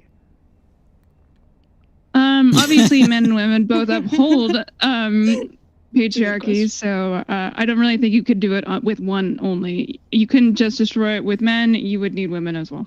So both men and women oppress themselves. That's your stance. Yeah. That was That's how literally what we society talked works. This is about the most earlier. Did you ridiculous thing forget? I've ever heard in my life. This one coming in Oh, from. okay. If you have to have if you're going to do the oppressor oppressed thing, you have to have an oppressor. You can't say, well, we equally oppress each other and ourselves. Yep. Culture 'cause can you be have a- oppressive. This one from Brain Yeah, of but a that's child because here. people. Okay, go ahead. Sorry. Name 7861 says, should the Federal Reserve be abolished? No. Yes, absolutely yes. Get rid of the We Federal can debate that Reserve. Oz later. Damn, we need to actually have a state-run bank that answers to the people. The Federal Reserve is an open conspiracy of international bankers to hijack Okay. the sovereignty of our country. Oh, he's gonna go on. This one coming in from, I think that might actually be it. Let me just double check really quick. The last one from Harold Sullivan says, patriarchal societies today secure the rights and dignity of women. Iran, DPRK, I should know what that means, but I don't. China and Russia are examples. Western liberalism Korea. equals OnlyFans. I mean, this is just appealing to a tradition where women's dignity is all wrapped up in their ability to control sex and not placate the male gaze and be, the W word. So that's... I think they're maybe being could say it, sarcastic. you're a If big that's not boy. what dignity Whore. is, I don't know what it is. You I mean, got I it. don't want to be too Opinion on, right-wing Western here, but women wearing burqas. Based! Maybe we should just fucking do that.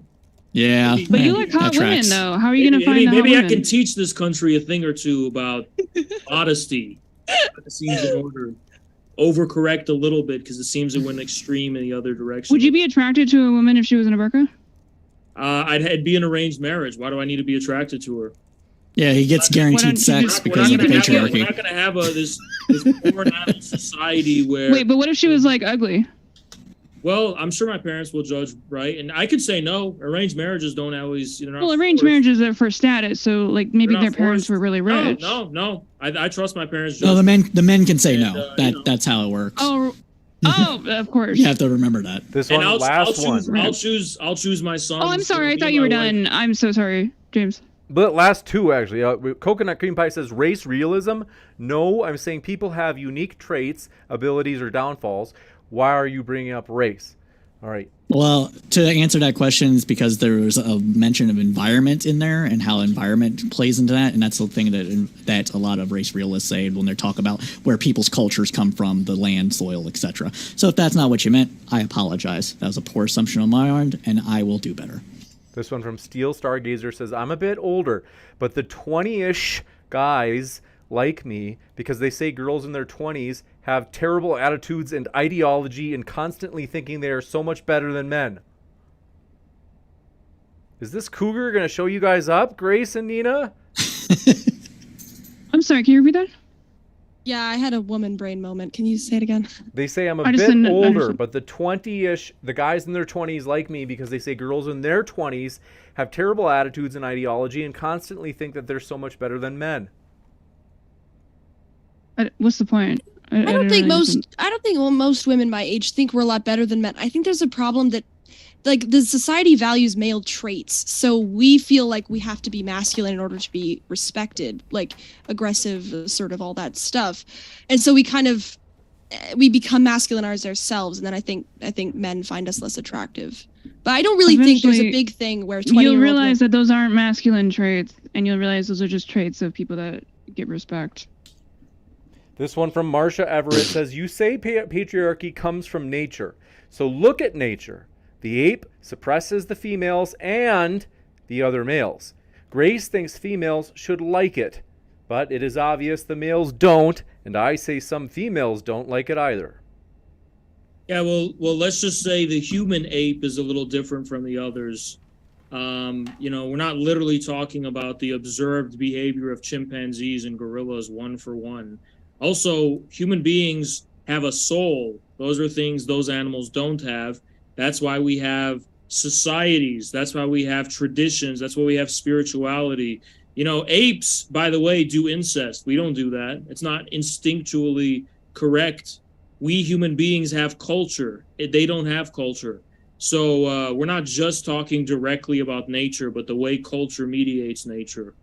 And the two are not opposed to each other. You're just basically saying we should have no culture if we're going to make an argument in reference to nature. Just because we call something natural doesn't mean it doesn't have a spiritual or cultural quality to it, So I would say you're What does it mean? Where you're coming from. Any last thoughts on that last question? I'm going to ask, what does that mean when you say that it's spiritual? Generally what people refer to when they mean spiritual is things that pertain to the soul. No, I'm asking you. You're asking me or someone else? You. I'm talking to you. You're personal. Things that relate to matters of the soul or the intellect or the mind or of culture or of art. These are all things that refer to spirit. Spirit can also refer to motion, matter in motion, the way the motion actually changes the established forms of the material world. So that's what spirit is. I know you thought it was a gotcha question, but I completely fucking nailed it and hit it out of the park. So it just sounds like you're about to make it cult, but okay. It didn't really make any sense. That's the sound of surrender. We have to tell you, folks, our guests are linked in the description. What are you waiting for? You can click on their links right now. We appreciate our guests. They're the lifeblood of the channel. Want to say thank you very much, Neeina and Anthony, Grace and Infrared. It's been a true pleasure to have you tonight. And folks, go into the description box right now and find their links. You can keep listening to them.